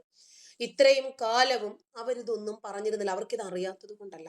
നല്ല വിവരമുള്ളവരും വിദ്യാഭ്യാസമുള്ളവരും ഒക്കെ തന്നെയാണ് ക്രിസ്ത്യാനികൾ പൊതുവെ. അവര് കൂടുതൽ വിദ്യാഭ്യാസത്തിന് പ്രാധാന്യം കൊടുക്കുന്നവരാണ്. അവര് ക്ഷമിച്ചും സ്നേഹിച്ചും മുന്നോട്ട് പോകാൻ മാത്രമല്ല, ഈ രാജ്യത്തെ വിഴുങ്ങുന്ന അപകടകരമായിട്ടുള്ള മതഭീകരതയെ കുറിച്ച് മുന്നറിയിപ്പ് നൽകാൻ ഇന്ന് സോഷ്യൽ മീഡിയയിൽ ഏറ്റവും കൂടുതൽ ഉണർന്ന് പ്രവർത്തിക്കുന്നത് ക്രിസ്ത്യാനികളാണ്. എന്തുകൊണ്ടാണെന്നറിയാമോ? അടി കിട്ടി തേഞ്ഞതുകൊണ്ടാ. സിനിമാ താരങ്ങളും പറയുന്നുണ്ട്. അവർക്കും ഇപ്പൊ പേടിയില്ല. നിങ്ങളിനിയും ഈ മത തീവ്രവാദികളെ കുറിച്ച് പറഞ്ഞാൽ അയ്യോ ഞങ്ങളുടെ പരിപാടികൾ, ഞങ്ങളുടെ സിനിമകൾ ഇനി ആരും കാണാതാകുമോ എന്ന ഭയം ഇന്ന് ആർക്കുമില്ല. കാരണം വള്ളം മുങ്ങിക്കൊണ്ടിരിക്കുക. വള്ളത്തിനകത്താണ് തുള വീണിരിക്കുന്നത്. പുറത്തുള്ള വെള്ളം വള്ളത്തെ മുക്കത്തില്ല. എത്ര വലിയ കപ്പിത്താൻ ഉണ്ടെങ്കിലും ശരി, കപ്പലിനകത്ത് തുള വീണ കപ്പൽ മുങ്ങും. ഇനി നമ്മൾ മടിച്ചു നിന്നിട്ട് കാര്യമില്ല. നമുക്ക് മനസ്സിലായ യാഥാർത്ഥ്യങ്ങൾ ഇനിയെങ്കിലും തുറന്നു പറഞ്ഞിട്ടില്ലെങ്കിൽ, ഒരു പക്ഷേ ഇനി അത് തുറന്നു പറയാൻ നമ്മൾ ആഗ്രഹിച്ചാൽ പോലും ഒരു പ്ലാറ്റ്ഫോം നമുക്ക് കിട്ടാതെയാകുമെന്ന് മനസ്സിലാക്കിയ സിനിമാ താരങ്ങൾ പോലും സത്യം തുറന്നു പറയാൻ സന്നദ്ധരായിരിക്കും. നമ്മുടെ പിഷാരടി ഉണ്ട്, വളരെ അർത്ഥവത്തായിട്ടുള്ള ഒരു വാചകം പറയുന്നുണ്ടെന്ന് കേട്ടോ. സമാധാനത്തിന്റെ പേരും പറഞ്ഞ് സമാധാനമായി ഇരിക്കുന്നവന്റെ സമാധാനം കളയരുത്. പള്ളുരുത്തിയിലെ സ്കൂളിൽ ഒരു ഹിജാബിന്റെ വിഷയം ഉണ്ടായല്ലോ. ഒരു 5 കിലോമീറ്റർ ചുറ്റളവിൽ ആ സ്കൂൾ മാനേജ്മെന്റും ആ കുട്ടിയുടെ അച്ഛനും അമ്മയും അവിടുത്തെ ഭരണകർത്താക്കളും കൂടെ വളരെ എളുപ്പത്തിൽ വട്ടം കൂടിയിരുന്ന് ചർച്ച ചെയ്ത് ഈ വിഷയം വേണമെങ്കിൽ തീരും. ഒരു സംസ്ഥാനം മുഴുവൻ, കണ്ണൂരും കോഴിക്കോടും കാസർഗോഡും ദുബായിലുള്ള ആൾക്കാർ കമന്റ് ബോക്സിന്റെ താഴെ വന്ന് അങ്ങോട്ടും ഇങ്ങോട്ടും ജാതി പറഞ്ഞ് ചീത്ത വിളിക്കുന്നത് ഇത് വൈഡ് സ്പ്രെഡ് ചെയ്തുകൊണ്ടാണ്. ഒരു സിനിമാടൻ ഇതിനെപ്പറ്റി അഭിപ്രായം പറഞ്ഞാൽ വീണ്ടും അതിന് കീഴെ വന്ന് അഭിപ്രായം പറയുകയുള്ളൂ. അതായത് മഴവിൽ കാവടി എന്ന് പറയുന്ന സിനിമയിലെ സൈഡ് വേഷമുള്ള ഫിലോമിന ചേച്ചി പറയുന്ന ഒരു ഡയലോഗ് ഉണ്ട്: സമാധാനത്തിന്റെ പേരും പറഞ്ഞ് സമാധാനമായി ഇരിക്കുന്നവന്റെ സമാധാനം കളയരുത്. കിട്ടിയോ? ഈവൻ ഇസ്രായേൽ പാലസ്തീൻ ഇഷ്യൂ വരെ ഞാൻ പറയാണ്, നമ്മൾ ഇവിടെ പല പ്രതിഷേധങ്ങളും കാര്യങ്ങളൊക്കെ കാണിക്കുന്നുണ്ട്. അതൊക്കെ നെതന്യാഹുവും UNOയും ഞാനൊക്കെ ഓർമ്മ വെച്ച കാലം തൊട്ട് തുടങ്ങിയ പ്രശ്നങ്ങളാണ്. അതിന് ഐക്യദാർഢ്യം പ്രഖ്യാപിച്ചോ അനുകൂലിച്ചോ പ്രതികൂലിച്ചോ ഇവിടെ നമ്മൾ പറയുന്ന ഏത് സ്റ്റേറ്റ്മെന്റ് കൊണ്ടും ഇവിടെ ഇതുമായിട്ടൊരു ബന്ധവുമില്ലാത്ത സാധാരണക്കാരെ തമ്മിൽ ജാതി പറഞ്ഞും പറഞ്ഞും വഴക്കിടിക്കാം എന്നുള്ളതല്ലാതെ റിസൾട്ട് ഇല്ല എന്നു. നമ്മുടെ പേജ് പൈനാപ്പിൾ മീഡിയയിൽ നിന്നുള്ള എല്ലാ പോസ്റ്റുകളും കേരള ഹമാസ് ഫാൻസിന്റെ അണ്ണാക്കിലാണ് കൊടുത്തത്. ഇവർക്ക് ഇരവാദം പറഞ്ഞ് നമ്മൾ എന്തോ വലിയ സംഭവമാണ്, നമ്മൾ മതേതരന്മാരാണ് എന്ന് പറഞ്ഞ് മറ്റുള്ളവരെ പറ്റിച്ച് ജീവിക്കാൻ ഇറങ്ങി തിരിച്ചപ്പോൾ അവർ മനസ്സിലാക്കി എന്താണെന്ന്. ജാഫറെ, കുറച്ചു നേരമായല്ലോ ജാഫർ എന്തോ കുരു പൊട്ടുന്നു.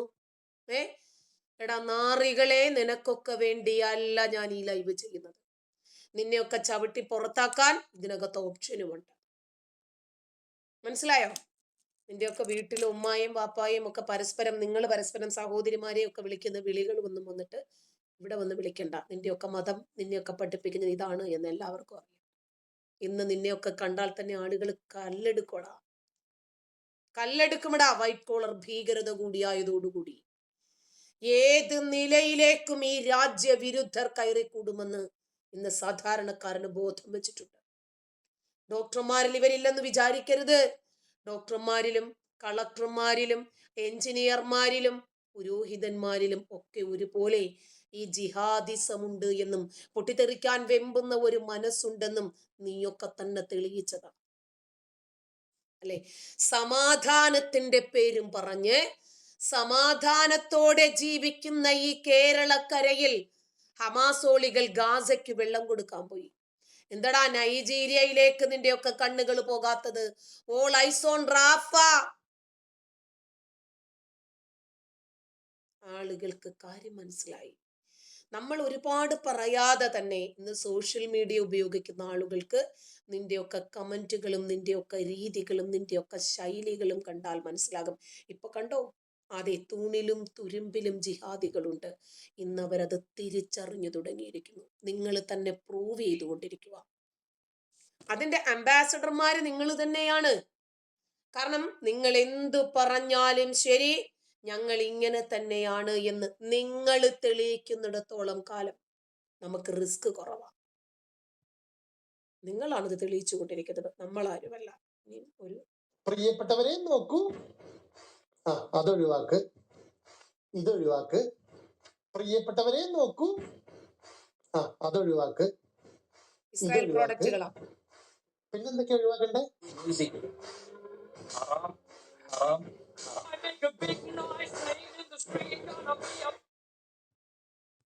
ഇസ്രായേലിന്റെ പ്രോഡക്റ്റുകൾ ഒഴിവാക്കണമെന്ന് പറഞ്ഞിട്ട്, ജൂത പ്രോഡക്റ്റുകൾ ഒഴിവാക്കണമെന്ന് പറഞ്ഞിട്ട് വീഡിയോ പിടിക്കുന്നത് ഫോണിലൂടെ, ഇന്റർനെറ്റിലൂടെ ഇത് പുറത്തുവിടും.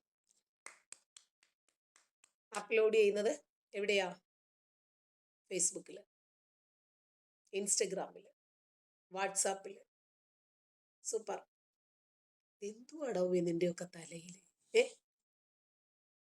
ജൂത പ്രോഡക്റ്റുകൾ നിങ്ങൾ ഒഴിവാക്കണമെങ്കിൽ പാന്റിന്റെ സിബടക്കം, നീയൊക്കെ ഇടുന്ന ബെൽറ്റിന്റെ ബക്കിളടക്കം ഒഴിവാക്കേണ്ടി വരും. അതിനൊക്കെ തയ്യാറായിട്ട് ഇങ്ങനെ പറയാവൂ. സ്റ്റുഡിയോയ്ക്കുള്ള ബഹിഷ്കരണവുമായിട്ട് ടാറ്റയ്ക്കെതിരെ വന്നവര് വന്നിറങ്ങിയത് KSRTC ബസ്സിലാ. അത് ടാറ്റ പ്രോഡക്റ്റ് ആടാ. നിന്റെയൊക്കെ വീടുകൾ വാർത്തിരിക്കുന്ന കമ്പി വരെ ടാറ്റ പ്രോഡക്റ്റ് ആയിരിക്കും. ടാറ്റയുടെ പ്രോഡക്റ്റ് ഇല്ലാതെ ഒരാൾക്ക് എത്ര ഉപ്പടക്കം. നിങ്ങളതൊക്കെ അങ്ങോട്ട് ബഹിഷ്കരിക്കുക, അതല്ലേ വേണ്ടത്? നിങ്ങളതൊക്കെ ബഹിഷ്കരിക്കണം. തലയ്ക്കകത്താള് താമസമില്ലാത്ത, ലിംഗാഗ്രം കൊണ്ടു മാത്രം ചിന്തിക്കുന്ന ലോകത്തിലെ ഏക ക്ഷുദ്രജീവികൾ ഇവമാരാ. മ്യൂസിക് ഹറാമാണെന്ന് പറഞ്ഞിട്ട് ഇവന്മാര് ബാങ്ക് വിളിക്കുന്നതും ഖുർആൻ ഓതുന്നതും ഒക്കെ കേട്ടിട്ടുണ്ടോ? മ്യൂസിക്കിനെ വെല്ലുന്ന രൂപത്തിലാ. മ്യൂസിക്കിനെ വെല്ലുന്ന രൂപത്തിൽ. എന്നിട്ടേ വേറൊരു പ്രത്യേകതരം ഡാൻസ് ഉണ്ട് കേട്ടോ, എന്റെ കയ്യിലുണ്ടെന്ന് തോന്നുന്നു. ഒരു സെക്കൻഡേ.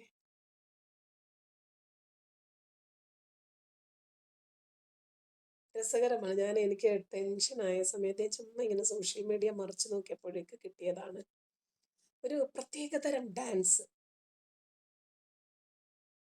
ഉണ്ടോന്ന് അറിയത്തില്ല, ഞാനത് എടുത്തിട്ടു എന്നാണ് എൻ്റെ ഓർമ്മ. കണ്ടില്ലല്ലോ. ഒരു പ്രത്യേകതരം ഡാൻസ് ആണ് അത്. നമുക്ക് കാണാതെ പോകാനും പറ്റില്ല. എവിടെയത്? നിങ്ങൾ സോഷ്യൽ മീഡിയയിലൊക്കെ പലപ്പോഴും കണ്ടിട്ടുണ്ടാകുമെന്നാണ് എനിക്ക് തോന്നുന്നത്. ഇവന്മാരെല്ലാം കൂടി വട്ടത്തിനിരുന്നിട്ട് കാണിക്കുന്ന ഓരോരോ പേക്കൂത്തുകൾ കണ്ടിട്ടില്ലേ? ഒരു പ്രത്യേകതരം ഡാൻസ്. ഇങ്ങനെ ടാൻ ടാൻ, അത് കഴിഞ്ഞിട്ട് ഇവന്റെ തലയിൽ ഒരിടി, അത് കഴിഞ്ഞിട്ട് ഇപ്പുറത്തിരിക്കുന്നതിന്റെ തലയില ഒരിടി. അയ്യോ, ഇങ്ങനെയും തലയ്ക്ക് സുഖമില്ലാത്ത ഒരു ടീം. പക്ഷേ ഇവരെ നോക്കി ലോകം മൊത്തവും ചിരിക്കുമ്പോഴും ഇവർക്ക് മാത്രം കാര്യങ്ങളൊന്നും അങ്ങോട്ട് മനസ്സിലായിട്ടില്ല. ഇവർക്ക് മനസ്സിലാകായിട്ടാണോ അതോ മനസ്സിലായില്ല എന്ന് നടിക്കുവാണോ എന്നറിയില്ല. എന്തായിരുന്നാലും ലോകത്ത് നിന്ന് തന്നെ ഇവന്മാരെ ചവിട്ടി പുറത്താക്കിക്കൊണ്ടിരിക്കുക. ഇനി തെരഞ്ഞെടുപ്പില് ഒരുപാട് മുസ്ലിം സ്ത്രീകൾ മത്സരിക്കുന്ന കണ്ടില്ലേ? ഇപ്പൊ തന്നെ UDFന്റെ പ്രചാരകൻ വന്നിട്ട് എന്തുവാ പറഞ്ഞത്? 5 നേരം നമസ്കരിക്കുന്ന, ദീനും ദുനിയാവുമുള്ള, സ്വർഗം പ്രതീക്ഷിച്ചിരിക്കുന്ന ഒരു മുസ്ലിം യുവതിയെ, ഹജ്ജ് ചെയ്ത യുവതിയെ, 30 ദിവസം നോമ്പ് പിടിക്കുന്ന യുവതിയെ, 5 നേരം ഉച്ചയും കുത്തി മറിയുന്ന യുവതിയെ, ദാ കണ്ടോ അപ്പിക്കുപ്പായം, ഇവരെ നിങ്ങൾക്ക് കിട്ടിയത് നിങ്ങളുടെ ഭാഗ്യമാണെന്ന് വിചാരിച്ചാൽ മതിയെന്ന്. ഇപ്പോ 2 സെക്യുലർ പാർട്ടിക്കാരും മത്സരിച്ച് മുസ്ലിം സ്ത്രീകളെ ഇറക്കിയ ഇപ്പോഴത്തെ പ്രചാരണങ്ങളെല്ലാം തെരഞ്ഞെടുപ്പിൽ മത്സരിപ്പിക്കുന്നതും മുസ്ലിം സ്ത്രീകളെയാ. പക്ഷേ 5 നേരം നമസ്കരിക്കുന്നു, നോമ്പ് പിടിക്കുന്നു എന്ന് പറഞ്ഞിട്ട് വോട്ട് തെണ്ടാൻ നടക്കുന്ന തെണ്ടികൾ അറിയുന്നുണ്ടോ ഇത് മതമാണോ, മതത്തിന് വിഭിന്നമായിട്ടാണോ ഈ തെരഞ്ഞെടുപ്പ് നടക്കുന്നതെന്ന്? മുസ്ലിം സ്ത്രീകൾക്ക് തെരഞ്ഞെടുപ്പിൽ മത്സരിക്കാൻ പറ്റുമോ? ഇസ്ലാമിന്റെ കാഴ്ചപ്പാടെന്താണ്? ഈ മത്സരിക്കുന്ന മുസ്ലിം സ്ത്രീകളോട് ഉസ്താദിന് ചില കാര്യങ്ങൾ പറയാനുണ്ട്. വെടിപ്പായിട്ട് അയാൾ പറയും, കേട്ടോ. സ്ത്രീകളുമായി ബന്ധപ്പെട്ടുകൊണ്ടുള്ള വിഷയങ്ങൾ ഒരു പരിധിയും ഇല്ലാതെയാണ് നീങ്ങിക്കൊണ്ടിരിക്കുന്നത്. പ്രത്യേകിച്ച് സഹോദരിമാര് ശ്രദ്ധിക്കണം. ഇന്ന് നമ്മുടെ നാട്ടിൽ സ്ത്രീ ശാക്തീകരണം എന്ന പേരിലാണ് ഈ കാര്യങ്ങളൊക്കെ വരുന്നത്. ഒരു പക്ഷേ ഒരു 10-15 കൊല്ലങ്ങൾക്ക് മുമ്പുള്ള സ്ത്രീകളുടെ അവസ്ഥയല്ല ഇന്നത്തെ ഒരു അവസ്ഥ. സ്ത്രീകൾ പഠനത്തിന്റെ വിഷയത്തിൽ മികവ് പുലർത്തുന്നുണ്ട്. അതുപോലെ തന്നെ പല മേഖലകളിലും അവർ മുന്നോട്ട് വരുന്നുണ്ട്. തീർച്ചയായും എങ്ങനെയാണ് ഉസ്താദെ ഈ മികവൊക്കെ ഇവരുണ്ടാക്കിയെടുത്തത്? മതം മുറുകെ പിടിച്ചിട്ടാണോ? അയ്യോ, നമ്മുടെ മതം പഠിപ്പിക്കുന്നത് സ്ത്രീകളെ അക്ഷരാഭ്യാസം പഠിപ്പിക്കരുത് എന്നല്ലേ? അവരെ പേര് യന്ത്രമാക്കി വീട്ടിൽ ഇരിക്കാനെന്നല്ലേ പഠിപ്പിക്കുന്നത്? അപ്പിക്കുപ്പായത്തിനകത്ത് നിന്ന് പുറത്തിറങ്ങണ്ടെന്നല്ലേ പറഞ്ഞത്? താലിബാനികൾ പറഞ്ഞതുപോലെ വീട്ടിൽ ജനല് പോലും വേണ്ട, വീടിന്റെ പുറത്തവർ ഇറങ്ങേണ്ടി വരില്ലേ, അങ്ങനെ പോലും കാണണ്ടെന്നല്ലേ ഉസ്താദെ പറയുന്നത്? അപ്പോ തുടക്കം മുതൽ തന്നെ നിങ്ങളുടെ മതനിയമങ്ങളെയും പുരോഹിതന്മാരുടെ വാക്കുകളെയും ചവിട്ടി മെതിച്ച് വലിച്ചെറിഞ്ഞുകൊണ്ടാണ് മുസ്ലിം സ്ത്രീകൾ വിദ്യാഭ്യാസം നേടിയത്, പുരോഗതി നേടിയത്. പുറത്തിറങ്ങി തെരഞ്ഞെടുപ്പിൽ മത്സരിക്കുന്നതുവരെ മുഷ്ടി ചുരുട്ടി മുദ്രാവാക്യം വിളിക്കുന്ന സ്ത്രീ ജന്മങ്ങൾ വരെ ഉണ്ടായത് നിങ്ങളുടെ മതത്തെ തള്ളി അവര് മുന്നേറിയത് കൊണ്ടാണ്. ശരി, ഇനി ഉസ്താദ്. അവസ്ഥയല്ല ഇന്നത്തെ ഒരു അവസ്ഥ. സ്ത്രീകൾ പഠനത്തിന്റെ വിഷയത്തിൽ മികവ് പുലർത്തുന്നുണ്ട്. അതുപോലെ തന്നെ പല മേഖലകളിലും അവർ മുന്നോട്ട് വരുന്നുണ്ട്. തീർച്ചയായും അത് പ്രോത്സാഹിപ്പിക്കപ്പെടേണ്ട കാര്യം തന്നെയാണ്. പക്ഷേ ഒരു മുസ്ലിമിനെ സംബന്ധിച്ചിടത്തോളം, ഒരു മുസ്ലിം സ്ത്രീയെ സംബന്ധിച്ചിടത്തോളം ചില കാര്യങ്ങൾ ശ്രദ്ധിച്ചേ പറ്റും. അന്യ പുരുഷന്മാരോടുള്ള ഇടപെടൽ, അത് സ്ത്രീ പുരുഷനോട് ഇടപെടലാണെങ്കിലും പുരുഷൻ സ്ത്രീയോട് ഇടപെടലാണെങ്കിലും വളരെ ഗൗരവം. അതിൽ അവരുടെ വേഷം എന്താണ്? ഒരു പെണ്ണിന്റെ വേഷം, ഒരു പെണ്ണിന്റെ ഔറത്ത്, ഒരു മുസ്ലിം പെണ്ണിന്റെ ഔറത്ത്. മദ്രസയിൽ ഒരു 4ാം ക്ലാസ് വരെ പോയിട്ടുണ്ടെങ്കിൽ അത് മനസ്സിലാവും. ഒരു 4ാം ക്ലാസ് വരെ ഉണ്ടെങ്കിൽ പഠിച്ചിട്ടുണ്ടെങ്കിൽ നമുക്ക് മനസ്സിലാവും. മുഖവും മുൻകൈയും അല്ലാത്ത ബാക്കിയെല്ലാം ഔറത്താണ്. എന്നാൽ ഖേദകരം എന്ന് പറയട്ടെ, ഇന്ന് പല സഹോദരിമാരും ഒരുപക്ഷെ ഇതിനെക്കുറിച്ച് അറിവില്ലാത്തത് കൊണ്ടായിരിക്കും തന്റെ ശരീരത്തിന്റെ പല ഭാഗങ്ങളും. ഉസ്താദെ, ഈ അപ്പിക്കുപ്പായം നമ്മുടെ കേരളക്കരയിൽ വന്നിട്ട് എത്ര കൊല്ലമായിട്ടുണ്ടാവും? അല്ല, അറിയാൻ വേണ്ടിട്ട് ചോദിച്ചതാ. ഈ മുൻകൈയും മുഖവും ഒഴികെയുള്ള ശരീരഭാഗങ്ങളൊക്കെ സ്ത്രീകൾ മറയ്ക്കുന്ന ഈ വേഷം നമ്മുടെ നാട്ടിൽ വന്നിട്ട് ഒരു 35-40 വർഷമല്ലേ? 35-38 കൊല്ലമേ ആയിട്ടു. അതിനു മുമ്പുള്ള സ്ത്രീകളൊക്കെ എന്ത് വേഷമാണ് ഉസ്താദെ ധരിച്ചിരുന്നത്? അതുകൂടിയൊക്കെ നിങ്ങളൊന്ന് പറഞ്ഞു കൊടുക്കണം കേട്ടോ. ഇടയ്ക്ക് സമയം കിട്ടുമ്പോൾ കാണിച്ചുകൊണ്ടുള്ള ഫോട്ടോ പോസ്റ്റ് ചെയ്യുന്നു, വലിയ വലിയ ഫ്ലക്സുകളും പോസ്റ്ററുകളും ഉണ്ടാക്കുന്നു. തെരഞ്ഞെടുപ്പ് എന്തിനേറെ ജനങ്ങളിലേക്ക് ഇങ്ങനെ ഇറങ്ങിച്ചില്ല. പ്രിയപ്പെട്ട സഹോദരിമാരെ, അള്ളാനെ ഭയപ്പെട്ടു. നമ്മൾ ഇവിടെ ഏതെങ്കിലും ഒരു ചെറിയ സ്ഥാനം കിട്ടണം, പരലോകത്ത് സ്വർഗം കിട്ടണമെന്നുണ്ടെങ്കിൽ ചില നിലപാടുകൾ നമ്മൾ കടുപ്പിച്ചേ പറ്റൂ. ഇത് പറയുമ്പോൾ ഒരു പക്ഷെ വിമർശനങ്ങൾ ഉണ്ടാകും, എനിക്ക് ആക്ഷേപങ്ങൾ ഉണ്ടാകും, ട്രോളുകൾ ഉണ്ടാകും. പക്ഷെ അള്ളാന്റെ അധീനാണ്, പറയാതിരിക്കാൻ പറ്റും. നമ്മൾ എന്താ റബ്ബിനോട് പറയാം? എനിക്ക് എനിക്ക് ഇന്ന ഒരു ന്യായമുണ്ട്, എല്ലാവരും എന്നോട് ഇങ്ങനെ പറഞ്ഞു, ആ പാർട്ടിയിലുള്ള മുഴുവൻ ആൾക്കാരും ഇങ്ങനെയാ പറഞ്ഞത്, അവരുടെ തൃപ്തിക്ക് വേണ്ടിയിട്ടാണ് ഞാൻ എന്റെ തട്ടം ഒഴിവാക്കിയത്, അവരുടെ തൃപ്തിക്ക് വേണ്ടിയിട്ടാണ് ഞാൻ പർദ്ദ ഒഴിവാക്കിയത്. എന്താ പറയാ? അള്ളാന്റെ മുന്നിൽ എന്ത് പറയും? സ്ത്രീ അല്ല ഉസ്താദെ, പെണ്ണുങ്ങളുടെ തട്ടം വിട്ട് നിങ്ങളൊരു കളിയില്ലല്ലോ. ഉം?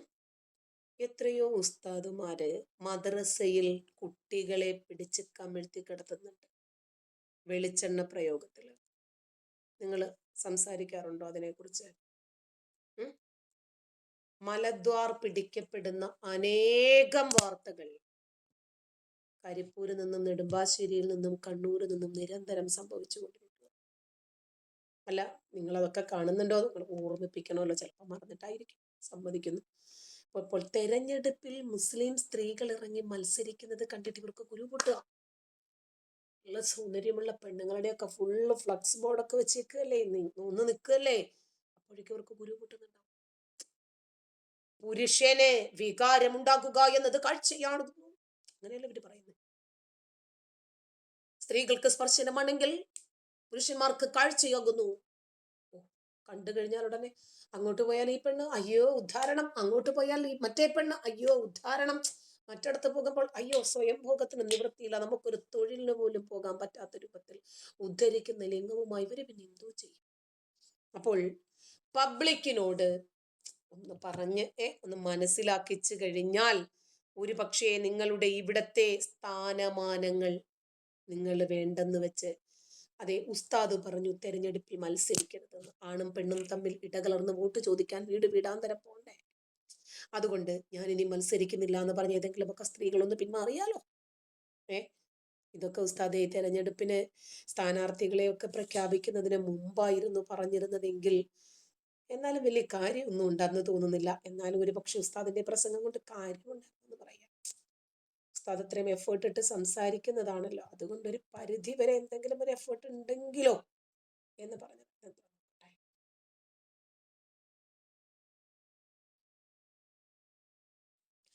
ഇതാണ് ഞാനിപ്പോ കാണിക്കാന്ന് പറഞ്ഞില്ലേ, ഒരു രസകരമായിട്ടൊരു എന്താണെന്ന് നിങ്ങൾ നോക്കി മനസ്സിലാക്കുക. ആദ്യത്തത് കോൽക്കളി, രണ്ടാമത്തത് പ്ലക്ക്, മൂന്നാമത്തത് അരിയൽ. মা কয় ঘটনা কি খেতার মধ্যে কোথায় কেডা খেতার জায়গায় দেহে রাইতে করছে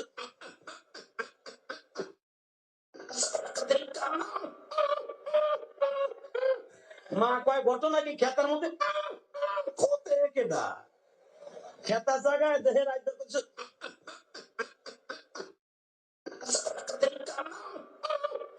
ഖുർആനും ഹദീസും പറഞ്ഞാലൊന്നും ഇനി ആൾക്കാരും മൈൻഡ് ചെയ്യത്തില്ല എന്ന് ഇവർക്ക് മനസ്സിലായെന്ന് തോന്നുന്നു കേട്ടോ. പിരിവിട്ടതാ. കോൽക്കളിയും അരിയലും ഡാൻസും പാട്ടും ഫാൻസി ഡ്രസ്സും ഇതൊക്കെയാണിപ്പോൾ ഇസ്ലാം മത പ്രഭാഷകരെന്ന വ്യാജേന ഇവന്മാര് പബ്ലിക്കിനെ പിടിച്ചിരുത്തുന്നത്. കാരണം ഒരു എരിയും പുളിയും ഒക്കെ ഇല്ലെങ്കിൽ അവരാരും വരത്തില്ല എന്ന് ഇവർക്ക് മനസ്സിലായെന്ന് തോന്നുന്നു. ഇതാണ് വേറെ ഒരു ഡാൻസ് ആണ് രാവിലെ ഞാൻ കണ്ടത്, ഞാൻ തപ്പിട്ട് കിട്ടിയിട്ടില്ല. പോട്ടെ, സാരമില്ല. ഇതുകൊണ്ടൊക്കെ നിങ്ങൾ തൽക്കാലം തൃപ്തിപ്പെട്ടാൽ മതി. അപ്പോ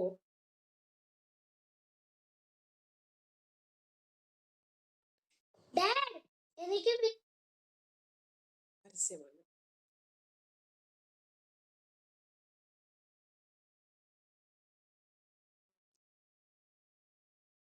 ഈ വിഷയവുമായിട്ട് ബന്ധപ്പെട്ടതല്ല, അതുകൊണ്ട് ഞാൻ പോകുന്നില്ല.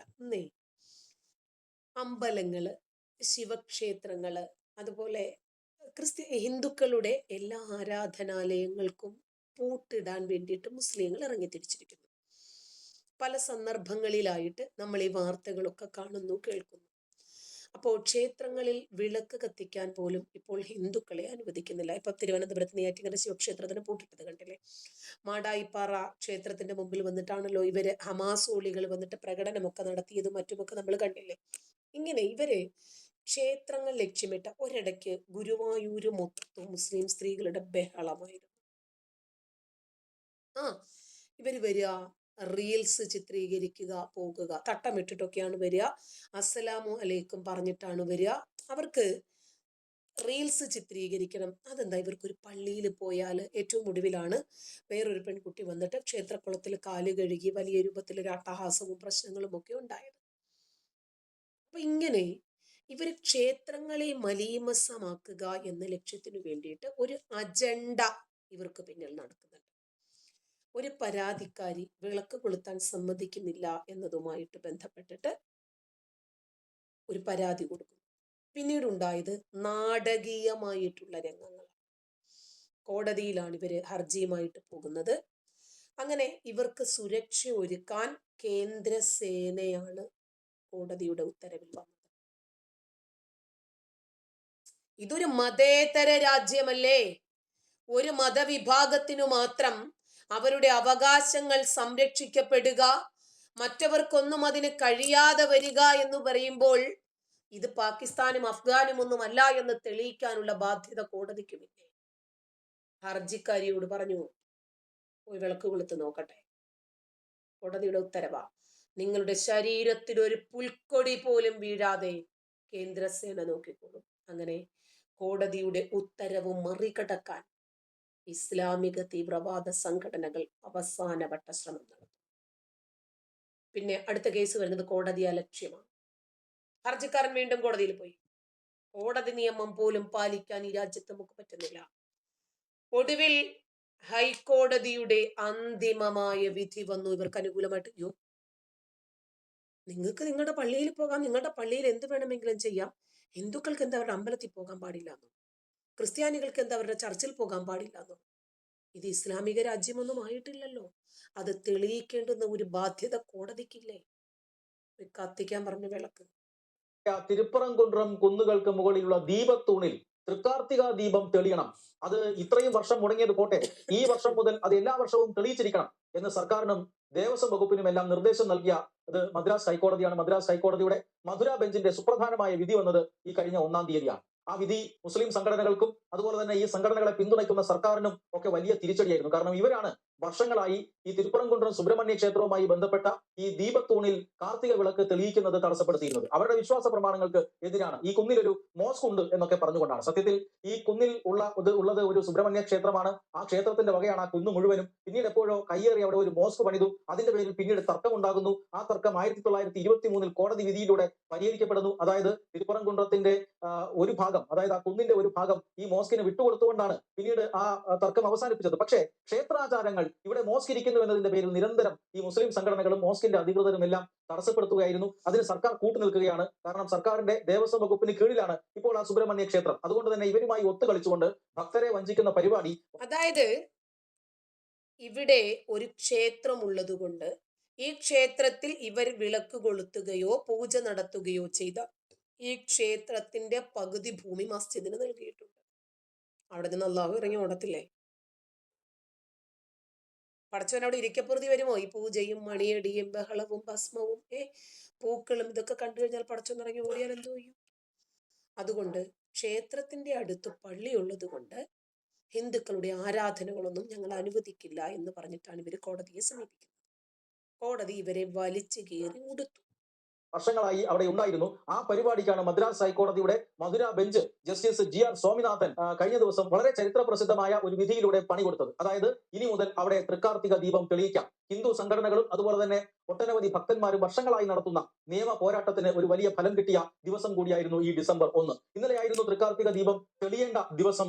ആ ദിവസം തന്നെ ഈ ഹർജി നൽകിയ രാമ രവികുമാർ എന്ന ഹർജിക്കാരൻ ആ പ്രദേശത്തെത്തുന്നു. ദീപത്തൂണിൽ ഈ കാർത്തിക ദീപം തെളിയിക്കാനുള്ള ഒരുക്കങ്ങൾ പൂർത്തിയായോ എന്നറിയാനാണ് അദ്ദേഹം അവിടെ എത്തുന്നത്. പക്ഷേ അവിടെ ദേവസ്വം അധികൃതർ ഈ ദീപം കത്തിക്കുന്നതിന് ആവശ്യമായ യാതൊരു ഒരുക്കങ്ങളും നടത്തിയിരുന്നില്ല എന്ന് മാത്രമല്ല, ഈ ദീപം കത്തിക്കാൻ അവർ ഒരു കാരണവശാലും തയ്യാറായിരുന്നുമില്ല. അതുകൊണ്ട് തന്നെ ഇത് ചൂണ്ടിക്കാട്ടി വൈകുന്നേരം 4:30 ഈ ഹർജിക്കാരൻ വീണ്ടും കോടതി അലക്ഷ്യത്തിന് കോടതിയെ സമീപിക്കുന്നു. അതായത് കോടതിയാണ് ഉത്തരവിട്ടത് തൃക്കാർത്തിക ദീപം തെളിയിക്കണം. ഈ വർഷം മാത്രമല്ല എല്ലാ വർഷവും അത് തെളിയിച്ചേ തീരൂ എന്ന ഉത്തരവ് നൽകിയത് കോടതിയാണ്. ചരിത്രത്തിലെ നിരവധി തെളിവുകൾ ഉദ്ധരിച്ചുകൊണ്ടാണ്, പ്രാചീന തമിഴ് സാഹിത്യത്തിലെ നിരവധി ശ്ലോകങ്ങൾ ഉദ്ധരിച്ചുകൊണ്ടാണ് കോടതി കഴിഞ്ഞ 1-ാം തീയതി അത്തരത്തിലൊരു വിധി പ്രഖ്യാപിച്ചത്. എന്നാൽ ഈ വിധിയെ അട്ടിമറിക്കാനാണ് സ്റ്റാലിൻ സർക്കാരും അവിടുത്തെ ദേവസ്വം വകുപ്പും ചേർന്ന് ഈ ക്ഷേത്രത്തിന്റെ എക്സിക്യൂട്ടീവ് ഓഫീസറും ചേർന്ന് ശ്രമിച്ചത്. ഭക്തരെ വഞ്ചിക്കാനായിരുന്നു അവരുടെ ശ്രമം. പക്ഷേ ഹർജിക്കാരൻ വിട്ടുകൊടുത്തില്ല.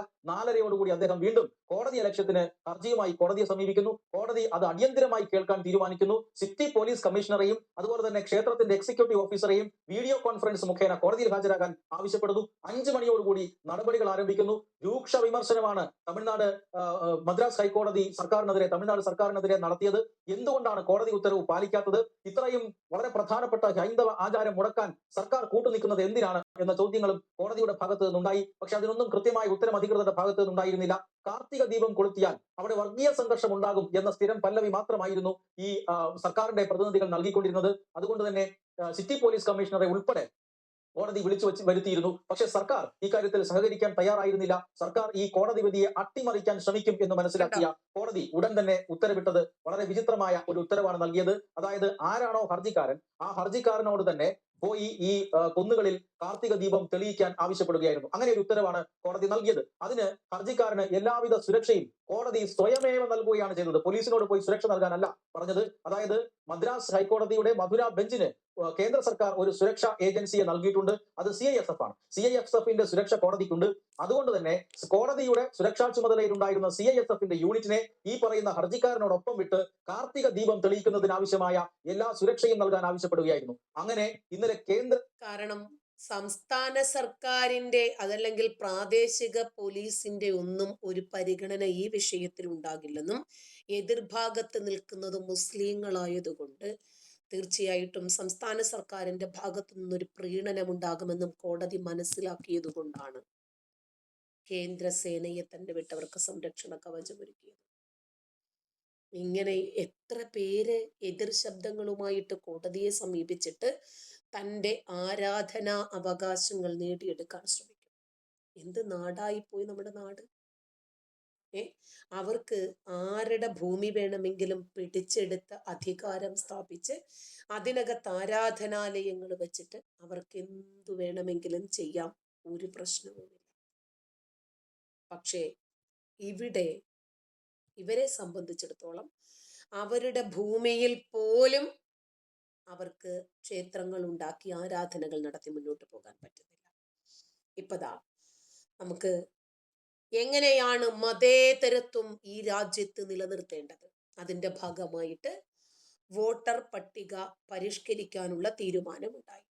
വഖഫിന്റെ നിയമം വന്നപ്പോഴും CAA NPR NRC പ്രശ്നം വന്നപ്പോഴും ഏക സിവിൽ കോഡിന്റെ വിഷയം വന്നപ്പോഴും ഇതൊക്കെ ആരാണ് പ്രശ്നങ്ങൾ ഉണ്ടാക്കിയതെന്നും എതിർഭാഗത്ത് ആരാണ് മോങ്ങിക്കാറിയതെന്നും ചിന്തിച്ചാൽ മതി. നമ്മുടെ നാടിന്റെ അപകടകരമായ പോക്കിനെ കുറിച്ച് നിങ്ങൾക്ക് മനസ്സിലാകും. ഇപ്പോ SIRനെ സംബന്ധിച്ച് SDPIയുടെ പ്രചാരണങ്ങൾ എന്തൊക്കെയാണെന്നറിയാം.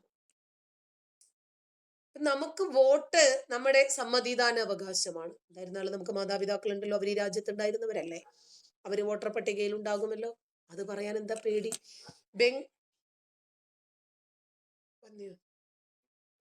ബില്ലടിച്ചു കേട്ടോ.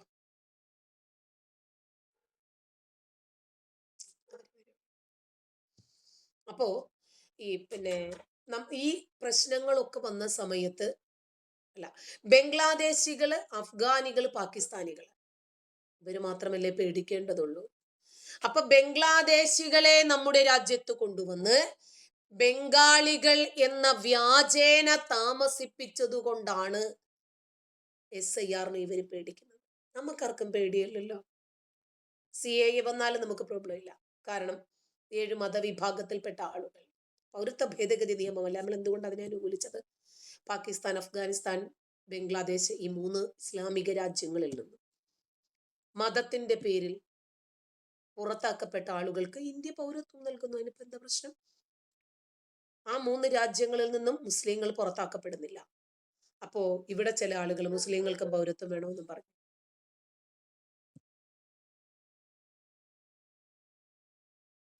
അപ്പോ SDPIയുടെ പ്രചാരണം എന്താണെന്ന് നോക്കാം. സമയം നീട്ടി നൽകണമെന്ന് കേരളം ആവശ്യപ്പെട്ടു. ഈ കോടതിയാണ് അത് പരിഗണിച്ചത്. ഇത്തരത്തിൽ SIRന്റെ ഒരു തുടക്കകാലത്ത് ഇത് പൂരിപ്പിക്കരുത്, അല്ലെങ്കിൽ ഇത് ശരിയല്ല, മുസ്ലിങ്ങളെ രാജ്യത്ത് നിന്ന് പുറത്താക്കാനുള്ള ഒരു നീക്കമാണെന്നുള്ള വലിയ പ്രചരണം നടന്നു. പക്ഷേ ഇതിലേക്ക് കൃത്യമായിട്ട് ഇടപെട്ടത് SDPI വലിയ നോട്ടീസൊക്കെ അടിച്ചിട്ട് തിരുവനന്തപുരം ഉൾപ്പെടെയുള്ള നഗരങ്ങൾ പ്രചരിപ്പിച്ചു. അതായത് നിങ്ങൾ ഇത് ഒപ്പിട്ട് കൊടുത്ത് കൃത്യമായിട്ട് ഫോം പൂരിപ്പിച്ചു കൊടുക്കണം, ഇല്ലെങ്കിൽ നിങ്ങളുടെ രാജ്യത്തെ പൗരത്വം നഷ്ടപ്പെടും. കാരണം ദേശീയ ഒരു വിഭാഗം മുസ്ലിങ്ങൾ പറഞ്ഞ് പ്രചരിപ്പിക്കുന്നു SIR പൂരിപ്പിക്കരുത്, നിങ്ങൾക്ക് പ്രോബ്ലം ഉണ്ടാകും. അപ്പൊ SDPI കുറച്ച് മര്യാദ പഠിച്ചെന്ന് തോന്നുന്നു. പുറത്ത് നിന്നിട്ട് പറയാണ് ഇത് പൂരിപ്പിച്ച് കൊടുത്തിട്ടില്ലെങ്കിലാ നിങ്ങളുടെ അവകാശം നഷ്ടപ്പെടുന്നത്.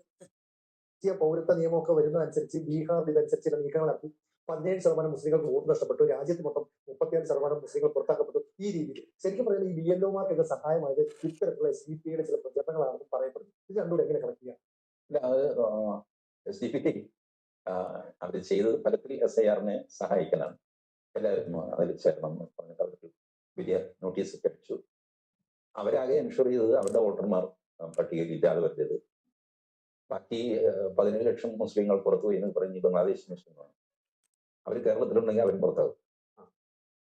കാരണം ഈ 2003, 2002 വോട്ടർ പട്ടിക ബേസ് ആക്കി വെച്ചതാണ് SIR. അപ്പൊ അന്ന് നിങ്ങൾ വോട്ടർ പട്ടികയിൽ ഉണ്ടെങ്കിൽ ശരി, കുഴപ്പമില്ലാതെ പോകും. അതിനുശേഷമുള്ളവര് വോട്ടർ പട്ടികയിൽ കയറാൻ പറ്റില്ല. പൗരത്വത്തെയും അത് അഫക്ട്. അത് ഈ ആധാറൊക്കെ ഉണ്ടെങ്കിൽ പിന്നെ ഞാനങ്ങ് രക്ഷപ്പെട്ടു എന്നായിരുന്നു ഇതുവരെ വിചാരിച്ചിരുന്നത്. അതിപ്പോ ഇന്നലെ സുപ്രീം കോടതി അത് പൊളിച്ച് നാശമായി.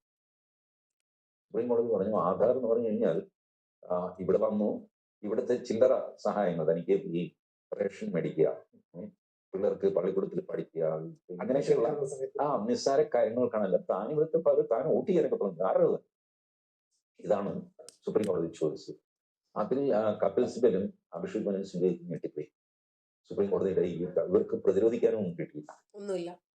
അത് കഴിഞ്ഞ് ഇന്നലെ റോഹിംഗ്യൻ മുസ്ലിംസ്, നമ്മുടെ പ്രിയപ്പെട്ട സാധനമാണ് റോഹിംഗ്യൻ മുസ്ലിംസിനെ ഡീപ്പോർട്ട് ചെയ്ത് തിരിച്ച് ബർമയിലേക്ക്. അതിലൊരു 5 മുസ്ലിങ്ങളെ കാണാനില്ല.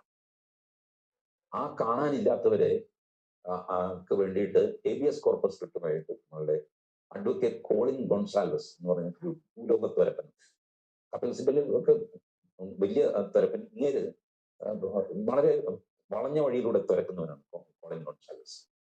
അയാളാണ് ഈ ഹർജി കൊണ്ടുപോയത്. അതിലാണ് കോടതി ചോദിച്ചത് എന്ത് വേണം, ഇനി അവർക്ക് വേണ്ടി ചുവപ്പ് പരവത അനുകരിക്കണം. അവര് അഭയാർത്ഥിയുമല്ല, ഒന്നുമല്ല. സുപ്രീം കോടതി പറയുകയാണ്, ഒരു ഭൂമി തുരന്നു വേലി പൊളിച്ചു ഒരുത്തന് ഇവിടെ വരും.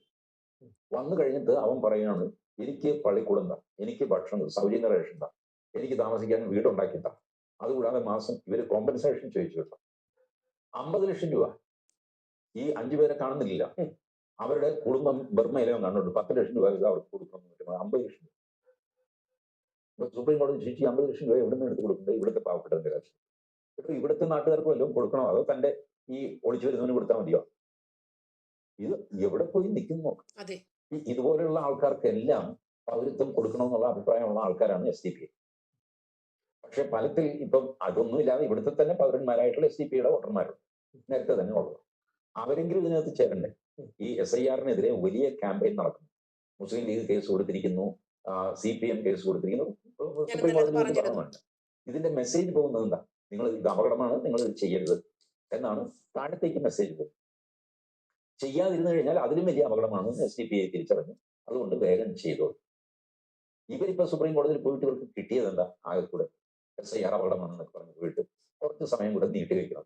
സുപ്രീം കോടതി പറഞ്ഞൊരു കാര്യം ചെയ്യും, ഇലക്ഷൻ കമ്മീഷനോട് അപേക്ഷ കൊടുക്കുക, എന്നിട്ട് ഇലക്ഷൻ കമ്മീഷൻ ഏറ്റവും വേഗം അതിനൊരു തീർപ്പുണ്ടാക്കണം ഈ അപേക്ഷ. ഇതാണ് പറഞ്ഞിരിക്കുന്നത്. അപ്പൊ അപേക്ഷിച്ച സ്ഥിതിക്ക് ഇലക്ഷൻ കമ്മീഷൻ ഒരു 15 ദിവസം എന്തെങ്കിലും നീട്ടി കൊടുക്കണോ? ഇങ്ങനെ ആയിരിക്കും അത് തീരാൻ പോവുക. SDPIക്ക് ഇത് മനസ്സിലായി. ഇത് ഈ SIRൽ ചേരാതെ BLOയ്ക്ക് ഫോം കൊടുക്കാതെ നടന്നു കഴിഞ്ഞാൽ വോട്ട് ചെയ്യാൻ പറ്റില്ല എന്നുള്ളതല്ലാതെ വേറെ പറയുന്നുണ്ട്. നാളെ NRC വരുമ്പോ വരും എന്നുള്ളത് ഉറപ്പാണ്. അത് വരുമ്പോ പൗരത്വം കൊടുക്കണം. 1 ലക്ഷത്തിലും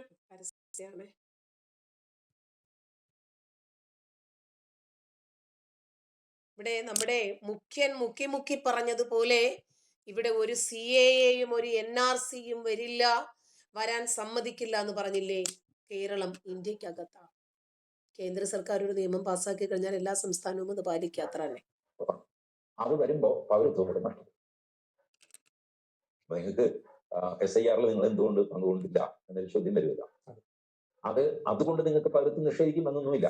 പക്ഷെ അത് എക്സ്പ്ലെയിൻ ചെയ്യേണ്ടി വരും, അതിന്റെ കാരണങ്ങൾ പറയേണ്ടി വരും. കാരണങ്ങൾ പറഞ്ഞ് സത്യവാങ്മൂലം കൊടുക്കുക, തഹസിൽദാരെ പോയി കാണും, ഇങ്ങനെയൊക്കെയുള്ള പ്രശ്നങ്ങൾ ഉണ്ടായിരുന്നത്. അത് ഉണ്ടാകാതിരിക്കാൻ വേണ്ടിയിട്ടാണ് SDPI ഇപ്പൊ ഇത് ചെയ്യുന്നത്. കേരള സർക്കാരും ഈ SIR എന്ന് പറഞ്ഞ് വെറുതെ ബഹളം. മോദി എന്ത് ചെയ്യുന്നോ അതിനെതിരെ പറയും. അന്തമായിട്ട് അത്രേ ഉള്ളൂ.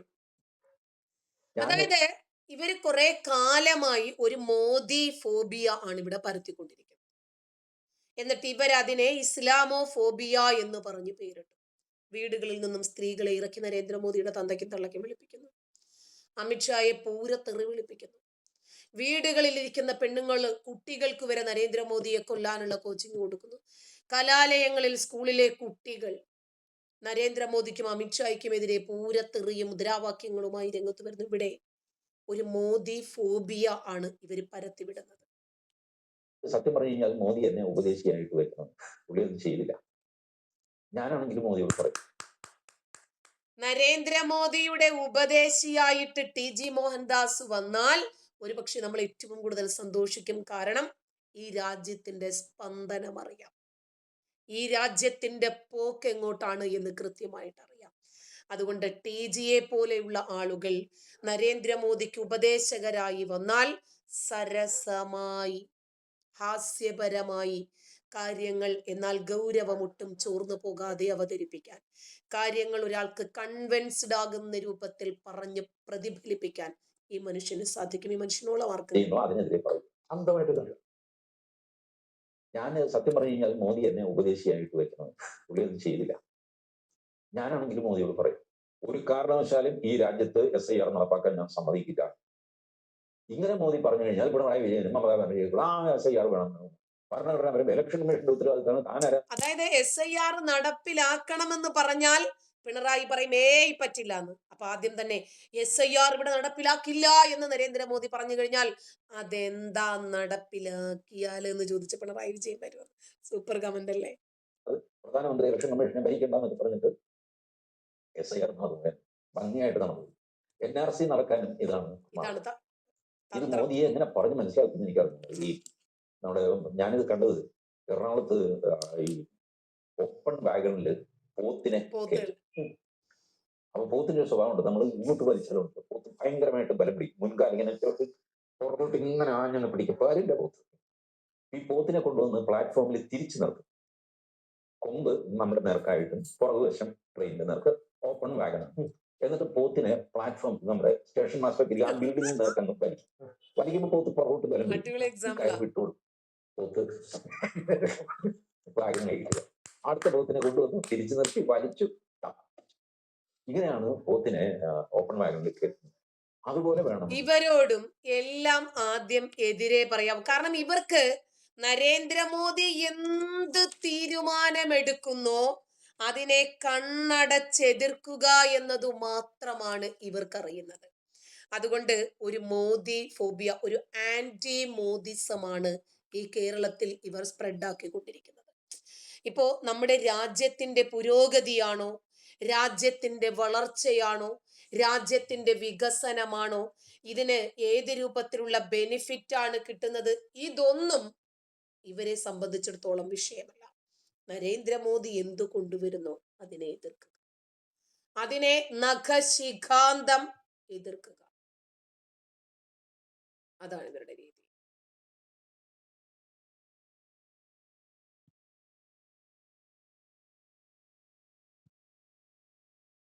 നരേന്ദ്രമോദി ശക്തനായ ഭരണാധികാരി ആർക്കും സംശയമില്ല. ശക്തനായ വലതുപക്ഷ ഭരണാധികാരിയാണ്. അദ്ദേഹത്തിന് കഴിഞ്ഞ ക്യാബിനറ്റ് നല്ല ടീമുണ്ട് അദ്ദേഹത്തിന്റെ കൂടെ. ഇപ്പോൾ അവരെ പുതിയ ആളുകൾ എടുക്കും. അത് മനസ്സിലാക്കാൻ കഴിയും. കോൺഗ്രസിന്റെ കാര്യത്തിൽ ക്യാബിനറ്റുകളിൽ നിന്നും കുറച്ച് കാര്യമായ വ്യത്യാസം. ഒന്നാമത് പുറത്തുനിന്നുള്ള അഴിമതി ആരോപണത്തിന് വിധേയരായ മന്ത്രിമാരെ കുറവാണ്. ഇന്ന് ശത്രുക്കൾ പോലും പറയുന്നു നരേന്ദ്രമോദി ശക്തനായിട്ടുള്ള ഭരണാധികാരിയാണെന്ന്. എന്തുകൊണ്ടാണെന്ന് അറിയാമോ? രാജ്യം പുരോഗതി പ്രാപിക്കുന്നത് കൊണ്ടാണ്. രാജ്യത്തിന്റെ വളർച്ചയും വികസനവും സാമ്പത്തിക ഭദ്രതയും കണ്ടിട്ടാണ് ഇതൊക്കെ വിലയിരുത്തപ്പെടുന്നത്. നരേന്ദ്രമോദി എന്ത് ചെയ്താലും അതിനെ വിമർശിക്കുക എന്ന് പറയുന്ന ആളുകളുടെ ലക്ഷ്യം ഇസ്ലാം മത രാഷ്ട്രവാദത്തെ നരേന്ദ്രമോദി എതിർക്കുന്നു. പക്ഷേ ഇന്ന് ഹിന്ദുക്കളും ക്രിസ്ത്യാനികളും ഉണർന്നു കഴിഞ്ഞു. ജനങ്ങളെ ബോധവൽക്കരണം ചെയ്യാൻ അവർക്ക് കിട്ടുന്ന മീഡിയകളിലൂടെ അവർ പരമാവധി ശ്രമിക്കുന്നുണ്ട്. നിങ്ങൾ ഖലീഫ കുപ്പായവും തയ്പ്പിച്ചു വെച്ച് ഇസ്ലാമിക രാഷ്ട്രമാക്കി സ്വതന്ത്ര ഭാരതത്തെ മാറ്റാമെന്നാണ് ഉദ്ദേശിക്കുന്നതെങ്കിൽ അത് നടപ്പില്ല മക്കളെ എന്ന് പറയാൻ ഇന്ന് ഈ രാജ്യത്ത് രാജ്യ താല്പര്യത്തോടൊപ്പം നിൽക്കുന്ന ഹിന്ദുക്കളും ക്രിസ്ത്യാനികളും ഉണർന്നതിൽ ഇവരാകെ വിപ്രപിടിച്ചിട്ടുണ്ട് കേട്ടോ. ആകെ ഇവര് പരവശരായിട്ടുണ്ട്. ഒരു യുവാവിന്റെ പ്രഭാഷണം. ഒരു കവിതയുണ്ട് 1930-കളില് തുനീഷ്യൻ കവിയായിരുന്ന അബുൽ ഖാസിം അഷാബി എഴുതിയ ഒരു കവിതയുണ്ട്. فلا بد ان يستجيب القدر ولا بد لليل ان ينجلي ولا بد للقيد ان ينكسر. ഒരു ദിവസം വരും, ഒരു ജനത ജീവിക്കണമെന്ന് അതിജീവിക്കണമെന്ന് ആഗ്രഹിക്കുന്ന ഒരു ദിവസം വരും. Then time will answer their call. ഉറപ്പായും സമയം കാലം അവരുടെ ഉത്തരം നൽകും. അന്ന് ഇരുട്ട് മാറി വെളിച്ചം വരും, ചങ്ങല പൊട്ടി സ്വാതന്ത്ര്യം വരും ഇന്ത്യയിലും വരും. നിനക്ക് അവിടെ ആധാർ കാർഡ് ഇല്ലേ, ലൈസൻസ് ഇല്ലേ, റേഷൻ കാർഡ് ഇല്ലേ, പാസ്പോർട്ട് ഇല്ലേ, തോന്നുന്ന സ്ഥലത്തൊക്കെ പള്ളി കയറ്റാനുള്ള അവകാശമില്ലേ, ആ പള്ളിയിലൊക്കെ നിസ്കരിക്കാനുള്ള അവകാശമില്ലേ, ന്യൂനപക്ഷ പദവി നൽകിയിട്ടില്ലേ, അതിലൂടെ കുറെ സർക്കാരിനൊന്നും വാങ്ങിയെടുക്കുന്നില്ലേ? എന്തിനാണ് നിങ്ങൾക്ക് സ്വാതന്ത്ര്യം ഇല്ലാത്തത്? ഈ ഇന്ത്യയിലും സ്വാതന്ത്ര്യം ഉണ്ടാകും, ആ ചങ്ങല പൊട്ടിക്കുമെന്ന് പറഞ്ഞപ്പോൾ ചോദിക്കണം, എന്തിനാണ് നിങ്ങൾക്ക് സ്വാതന്ത്ര്യം ഇല്ലാത്തത്? ഇഷ്ടം പോലെ കെട്ടാൻ സ്വാതന്ത്ര്യമില്ലേ? ഒഴിവാക്കാൻ സ്വാതന്ര്യമില്ലേ? പ്രോഡക്റ്റുകളെ ഉൽപ്പാദിപ്പിക്കാൻ സ്വാതന്ത്ര്യമില്ലേ? മദ്രസയിൽ കുഞ്ഞുങ്ങളെ ലൈംഗിക ഭോഗം പഠിപ്പിക്കാൻ നിങ്ങൾക്ക് സ്വാതന്ത്ര്യമില്ലേ? പീഡിപ്പിച്ചിട്ട് അവന്മാര് കുമ്മാങ്കുത്തി വിട്ട് കഴിയുമ്പോൾ അടുത്ത പള്ളിയിൽ പോയി പ്രമോഷനോട് കൂടി നിങ്ങൾക്ക് പോകാൻ സ്വാതന്ത്ര്യമില്ലേ? എന്തിനാ നിങ്ങൾക്ക് സ്വാതന്ത്ര്യമില്ലാത്ത? നിങ്ങൾ കാരണം ഇവിടെ ബുദ്ധിമുട്ടുന്നത് ഞങ്ങളെ പോലെയുള്ള ആളുകളാ. നിങ്ങൾ ഉദ്ദേശിക്കുന്നത് സ്വാതന്ത്ര്യം എന്ന് വെച്ചാൽ ഈ ആൾക്കാരുടെ കയറി ബോംബ് പൊട്ടിച്ച് കൊല്ലുന്നതും, നിസ്കരിക്കാൻ നിൽക്കുമ്പോൾ കുട്ടിയുടെ ഇടയിലേക്ക് ബോംബ് പൊട്ടിക്കുന്നതും, ഒരുപാട് സ്കൂളിൽ കുട്ടികൾ പഠിക്കുമ്പോൾ അവിടെ പോയി ബോംബ് പൊട്ടിച്ച് കൊല്ലുന്നതും, ജിഹാദ് നടത്തുന്നതും, ഇതൊക്കെയാണോ നിങ്ങളുടെ സ്വാതന്ത്ര്യം എന്ന് പറയുന്നത്? ഒരു ഖിലാഫത്ത് നടത്തുക, അതൊക്കെയാണോ സ്വാതന്ത്ര്യം? അതൊന്നും ഇവിടെ കിട്ടില്ല ഭായി. കാലിന്റെ ഇടയിൽ ബോംബ് വെച്ചിട്ട് ചിതറിത്തെറിക്കാൻ കുംഭമേളകളിൽ ഇവർക്ക് സ്വാതന്ത്ര്യം വേണം. ദീപാവലി ദിനത്തിൽ സംഗമേശ്വര ക്ഷേത്രത്തിൽ കോയമ്പത്തൂരിൽ ചിതറിത്തെറിക്കാൻ ഇവർക്ക് സ്വാതന്ത്ര്യം വേണം. മാടായിപ്പാറയിലെ ക്ഷേത്രത്തിന്റെ മുറ്റത്ത് ഇവർക്ക് ഹമാസിന്റെ കൊടികൾ ഉയർത്താൻ ഇവർക്ക് സ്വാതന്ത്ര്യം വേണം. തിരുവനന്തപുരത്ത് നെയ്യാറ്റിൻകര ശിവക്ഷേത്രം അടച്ചു പൊട്ടിക്കാൻ ഇവർക്ക് സ്വാതന്ത്ര്യം വേണം. അതുപോലെ ക്രിസ്ത്യാനികൾക്കെതിരെ ഉറഞ്ഞു തുള്ളാൻ ഇവർക്ക് സ്വാതന്ത്ര്യം വേണം. എന്തിനാണ് നിങ്ങൾക്ക് സ്വാതന്ത്ര്യം വേണ്ടത്? നിങ്ങൾക്ക് എന്തിനാണ് സ്വാതന്ത്ര്യങ്ങൾ ഇല്ലാത്തത്? നിങ്ങൾ മറ്റുള്ളവരുടെ സ്വാതന്ത്ര്യത്തെ വിഘാതം സൃഷ്ടിച്ച് നിങ്ങൾ എന്തോ വലിയ സംഭവമായി ഇത് ഇസ്ലാമിക രാജ്യമായി മാറിയെന്ന് നിങ്ങൾ ധരിച്ചു. ഇവിടെ നരേന്ദ്രമോദി ക്രിസ്ത്യാനികൾക്കു വേണ്ടിയോ ഹിന്ദുക്കൾക്കു വേണ്ടിയോ എന്തു ചെയ്തു? എന്തെങ്കിലും ചെയ്തോ? അദ്ദേഹം ചെയ്തതെല്ലാം രാജ്യത്തിന്റെ പുരോഗതിക്ക് വേണ്ടിയാണ്, ഈ രാഷ്ട്രത്തിന്റെ നിലനിൽപ്പിന് വേണ്ടിയാണ്. ഞാന് ചെറിയ വീഡിയോ കൂടി കാണിച്ചു തരാം.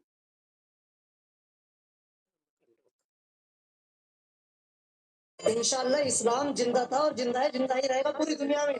भाई हिंदू क्या है? तुम इंडिया में रहने के बाद तुम सिर्फ हिंदू क्या है? इंडिया कौन से देश में हिंदू? ഇന്ത്യയാണ് കാര്യം, ഞാൻ പറഞ്ഞു തരാം. ഇവൻ ഒരു കൊടും ജിഹാദിയാണ്. ഈ ജിഹാദി ഭീകരന്, കൊടും ഭീകരൻ എന്ന് പറഞ്ഞപ്പോൾ തന്നെ നിങ്ങൾക്ക് മനസ്സിലായിട്ടുണ്ടല്ലോ, ഇവർക്ക് എന്തും പറയാൻ, എന്തും ചെയ്യാൻ, എന്തും കാണിക്കാൻ ഈ രാജ്യം ഇവർക്ക് അനുമതി നൽകുന്നു എന്നാണ് ഇവർ മനസ്സിലാക്കുന്നത്. ഈ ജിഹാദി പറയുന്നത് കേട്ട് കഴിഞ്ഞാലാണ് നിങ്ങൾക്ക് കാര്യം മനസ്സിലാക്കുക. ഈ സർക്കാർ പോയാൽ ഇവിടുത്തെ ഹിന്ദുക്കൾ എന്തു ചെയ്യും, എവിടെ പോകുമെന്ന് ചിന്തിക്കണം. നമ്മുടെ സെൻകുമാർ സർ പറഞ്ഞതുപോലെ ബംഗാൾ ഉൾക്കടൽ അതല്ലെങ്കിൽ ഇന്ത്യൻ മഹാസമുദ്രം ചാടിച്ചാവുകയല്ലാതെ ഇവിടുത്തെ ഹിന്ദുക്കൾക്ക് മറ്റൊരു വഴിയുമില്ല. എന്തു വഴിയുള്ളത്? ഹിന്ദുക്കൾക്ക് ഒളിക്കാൻ ഈ ഭൂമിയിൽ ഒരിടമില്ല എന്ന് ഈ തീവ്രവാദി പരസ്യമായി മാധ്യമങ്ങളിലൂടെ പറയുക. നരേന്ദ്രമോദി ഒന്ന് ഇറങ്ങട്ടെ, ഈ ഹിന്ദുക്കൾ എവിടെ പോയി ഒളിക്കുമെന്ന് അവൻ ചോദിക്കുന്നത്.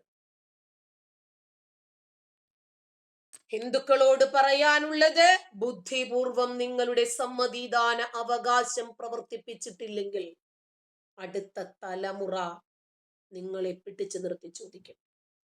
ഇന്ന് ലോകത്തിലെ 120 രാജ്യങ്ങളിൽ ക്രിസ്ത്യൻ ഭൂരിപക്ഷമുണ്ടല്ലോ.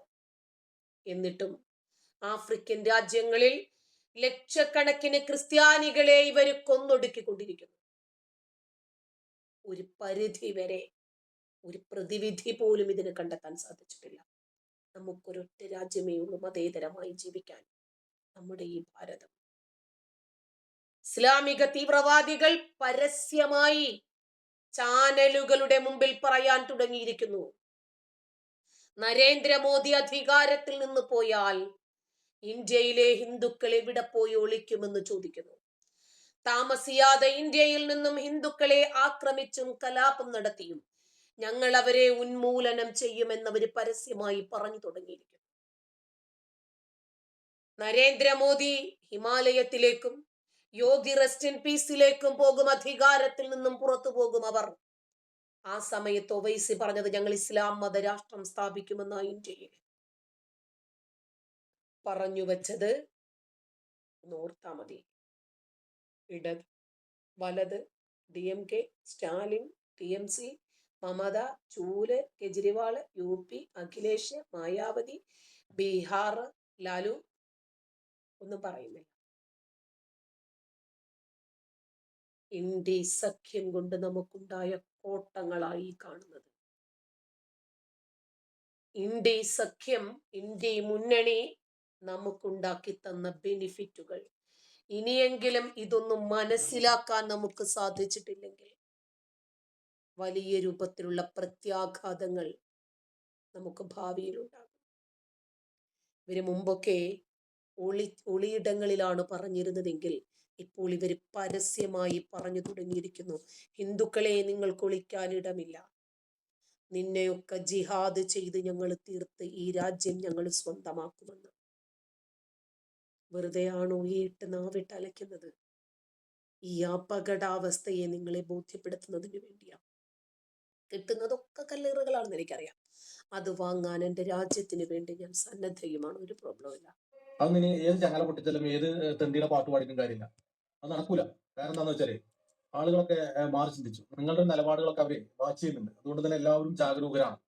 കാരണം നിങ്ങൾ എവിടെയൊക്കെ ഭൂരിപക്ഷമാകുന്നു അവിടെയൊക്കെ ന്യൂനപക്ഷങ്ങൾ നിങ്ങൾ ഇല്ലാണ്ടാവും. ഉദാഹരണം പാകിസ്ഥാൻ, ബംഗ്ലാദേശ് പോലുള്ള സ്ഥലങ്ങളിലൊക്കെ നിങ്ങൾ ഭൂരിപക്ഷമാണ്, അവിടെ ന്യൂനപക്ഷങ്ങൾ അവിടെ അത്രയും ബുദ്ധിമുട്ടിലാണ് ജീവിക്കുന്നത് നിങ്ങളുടെ ഈ മത ഭ്രാന്ത് കാരണം. ഈ ഇന്ത്യയിലും നിങ്ങളൊരു ഭൂരിപക്ഷമാകുമ്പോൾ ഇവിടുത്തെ മത സ്വാതന്ത്ര്യവും ഇവിടുത്തെ ഈ പറയുന്ന പോലെ മതേതരവും ഒക്കെ കാറ്റിപ്പറക്കുമെന്നും ഇവിടെ ശരീരത്തിലോ കൊണ്ടുവന്നുകൊണ്ട് ഇവിടെ മനുഷ്യന്മാരെ ബുദ്ധിമുട്ടിക്കുമെന്നും ഇവിടെ എല്ലാവർക്കും അറിയാം. അപ്പൊ ആ സ്വാതന്ത്ര്യം, അതായത് മറ്റുള്ളവരെ ബുദ്ധിമുട്ടിക്കാനും മറ്റുള്ളവരെ കൊന്നു തീർക്കാനും മറ്റുള്ളവരെ എന്താ പറയാ ജിഹാദ് നടത്തി ഇല്ലാണ്ടാക്കാനും ശ്രമിക്കുന്ന സ്വാതന്ത്ര്യം, അതിനാഗ്രഹിക്കുന്ന സ്വാതന്ത്ര്യം ഈ ഇന്ത്യയിൽ കിട്ടില്ല. അത് ഏത് കവിത ചൊല്ലിയിട്ടും കാര്യമില്ല, എത്ര അല്ലാതെ വിളിച്ചിട്ടും കാര്യമില്ല. നേരെ മറിച്ച് ഒരു ഇന്ത്യൻ എന്ന നിലയ്ക്ക് കിട്ടുന്ന സ്വാതന്ത്ര്യം ഇവിടെ എല്ലാവർക്കും കിട്ടുന്നുണ്ട്. എനിക്കും നിനക്കും ഒരേ സ്വാതന്ത്ര്യം, എന്നേക്കാൾ കൂടുതൽ സ്വാതന്ത്ര്യം നിനക്കാം. നീയൊക്കെ ഖലീഫ കുപ്പായം തയ്പ്പിച്ച് കാത്തിരിക്കുന്ന ആ ഇസ്ലാമിക രാജ്യത്തിന്റെ ഭരണാധികാരി ഇന്ത്യയിൽ വന്നിട്ട് കാര്യമില്ല. ഇന്ത്യയിൽ ആ ഖലീഫയെ ഫുട്ബോൾ തട്ടുന്നത് പോലെ തട്ടും.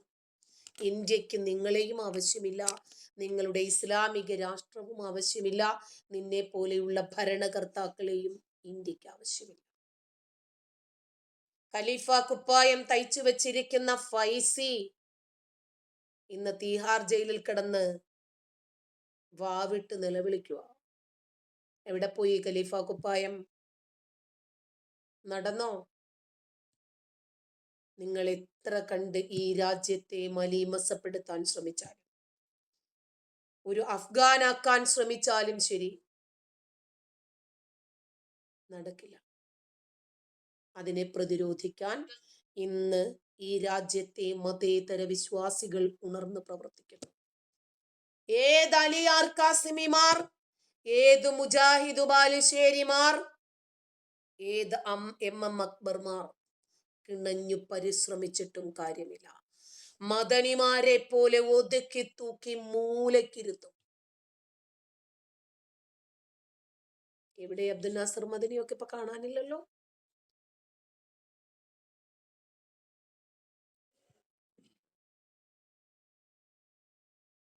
ആറു വയസ്സുകാരിയെ ഭോഗിച്ച പ്രവാചകൻ എന്ന് തന്നെ വളരെ കൃത്യമായ നിലയിലുള്ള ആക്ഷേപം ഈ കേരളക്കരയിൽ മലയാള സോഷ്യൽ മീഡിയയിൽ പ്രചരിക്കാൻ തുടങ്ങിയിട്ട് കാലം എത്രയായി?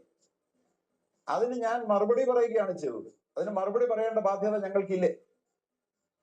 ഞങ്ങൾക്ക് വിശദീകരിക്കേണ്ട ബാധ്യതയില്ലേ? പ്രവാചകൻ ഒരു കാമലോലനായിരുന്നില്ല എന്ന് വിശദീകരിക്കേണ്ട ബാധ്യത പ്രവാചകാനുയായികളായ ഞങ്ങൾക്കില്ലേ?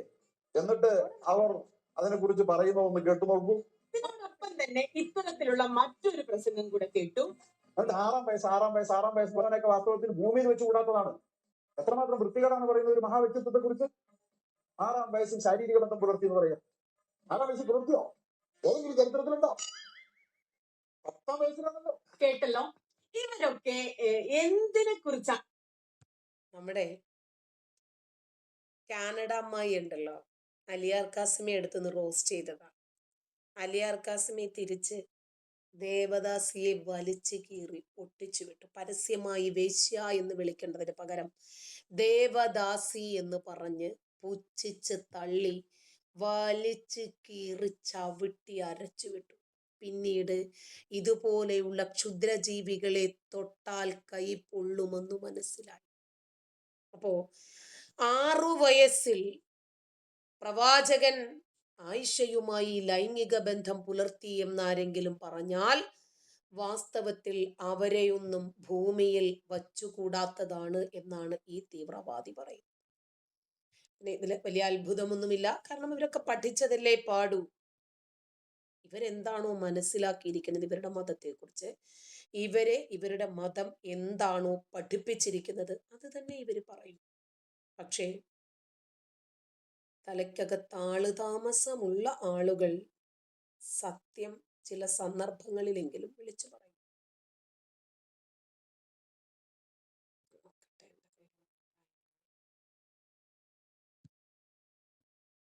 എന്നാ 7 വയസ്സുള്ള റസൂലുള്ള നിക്കാഹ് ചെയ്തിട്ട് 2 കൊല്ലം ആയിഷക്ക് ഒരു പിരീഡ് കൊടുത്തത് എന്തിനാ?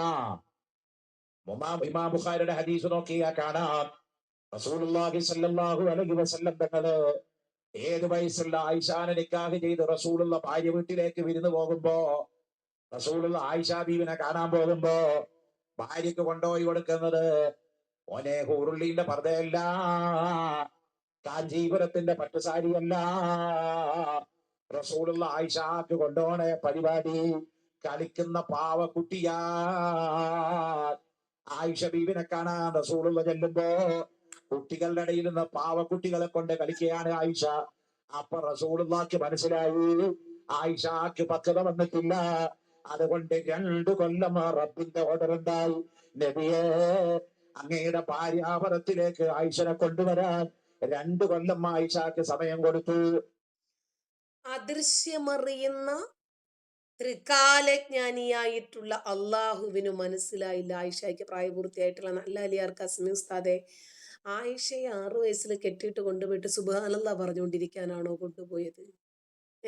ആ കുഞ്ഞു കൊച്ചിനെ കൊണ്ട് തുണിയിൽ നിന്ന് ശുക്ലക്കറയൊക്കെ ചുരണ്ടി എടുപ്പിച്ചിട്ട് എന്ത് ഉസ്താദെ? ശരി, മഹാനായ ഒരു വ്യക്തിത്വമാണ് നബി, സമ്മതിച്ചു ഉസ്താദെ.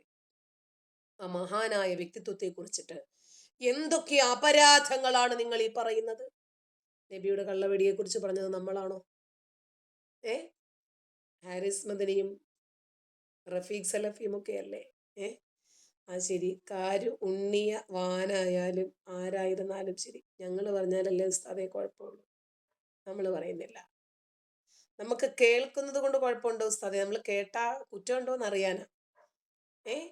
നബി ഒരു പാവമായിരുന്നു. സ്ത്രീകളെ ഇത്രയധികം ആദരിച്ച ഒരു നബി.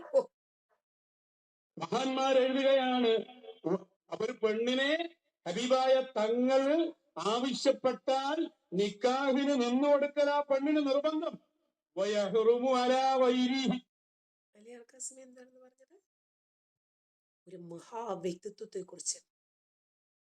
എന്നാലും ഒക്കെ എന്തുവാടേ ഇത് പറഞ്ഞ ഉസ്താദെ മറന്നുപോയി. 6 വയസ്സുകാരിയെ ഭോഗിച്ച പ്രവാചകൻ എന്ന് തന്നെ വളരെ കൃത്യമായ നിലയിലുള്ള ആക്ഷേപം ഈ കേരളക്കരയിൽ മലയാള സോഷ്യൽ മീഡിയയിൽ പ്രചരിക്കാൻ തുടങ്ങിയിട്ട് കാലം എത്രയായി? അതിന് ഞാൻ മറുപടി പറയുകയാണ് ചെയ്തത്. അതിന് മറുപടി പറയേണ്ട ബാധ്യത ഞങ്ങൾക്കില്ലേ? ഞങ്ങൾക്ക് വിശദീകരിക്കേണ്ട ബാധ്യതയില്ലേ? പ്രവാചകൻ ഒരു കാമലോലനായിരുന്നില്ല എന്ന് വിശദീകരിക്കേണ്ട ബാധ്യത ശരി, എന്നാ ഇനിയും പ്രവാചകൻ കാമലോലനായിരുന്നു നോക്കാം. പറയൂ. ഹബീബായ തങ്ങൾ മഹാന്മാർ എഴുതുകയാണ്, ഒരു പെണ്ണിനെ ഹബീബായ തങ്ങൾ ആവശ്യപ്പെട്ടാൽ നിക്കാഹിന് നിന്നു കൊടുക്കൽ ആ പെണ്ണിന് നിർബന്ധം.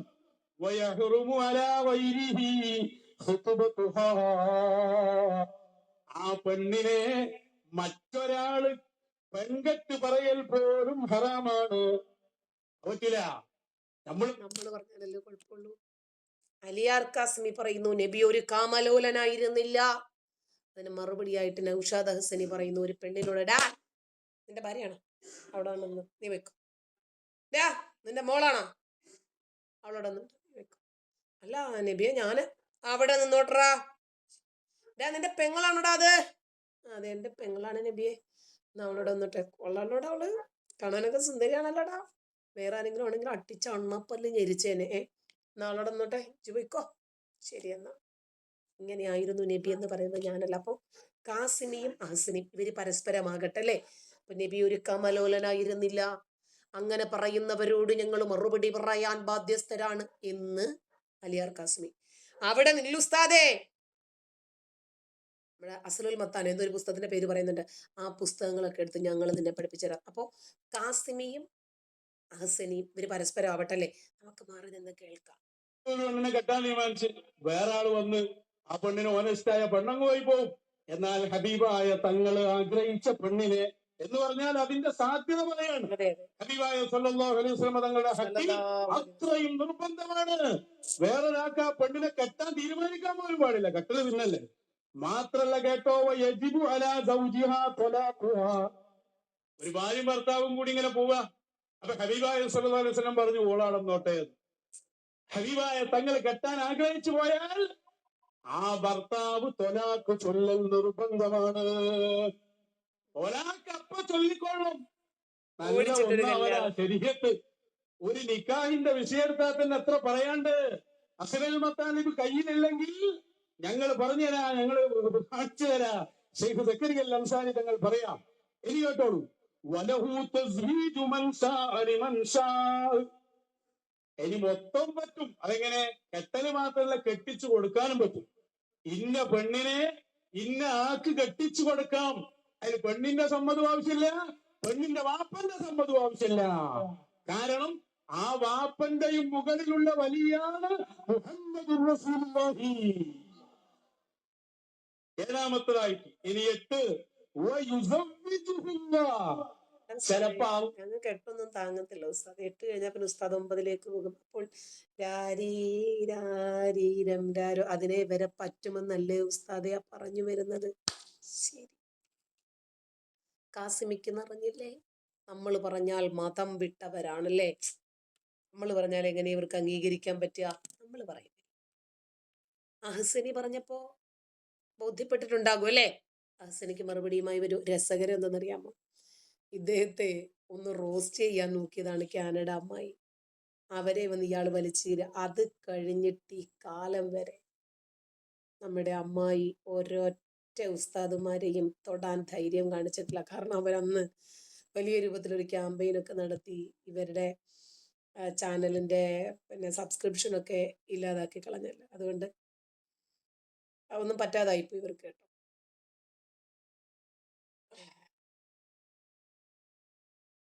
ഇന്നലെ ഒരു ഉസ്താദിനെ കണ്ടിരുന്നു. ഒരു പാകിസ്ഥാൻകാരനാണേ. ഇയാള് ന്യൂയോർക്കിൽ ചെന്നു. ഇയാളെ കണ്ടോ? അവന്റെ കോലം തന്നെ ഒന്ന് നോക്കിക്കേ.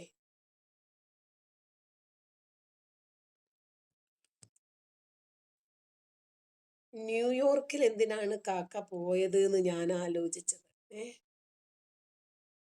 ഇയാൾക്കൊന്ന് പൊട്ടിത്തെറിക്കണം. അപ്പോ എന്നാ പിന്നെ കാക്ക പാകിസ്ഥാനിൽ തന്നെ അതിനുള്ള സൗകര്യം നമ്മൾ ചെയ്തു തന്നാ മതിയോ?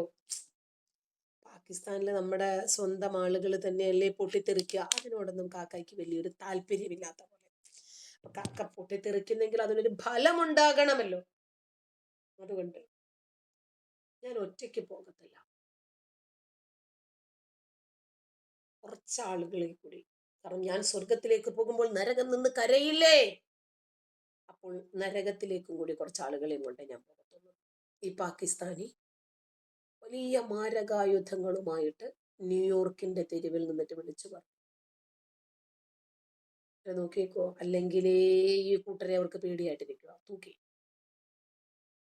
അമേരിക്കയിലെ ഡെലവെയർ സർവകലാശാലയിലെ പൂർവ്വ വിദ്യാർത്ഥിയായ ലുഖ്മാൻ എന്ന് പറയുന്ന 25 വയസ്സുകാരൻ.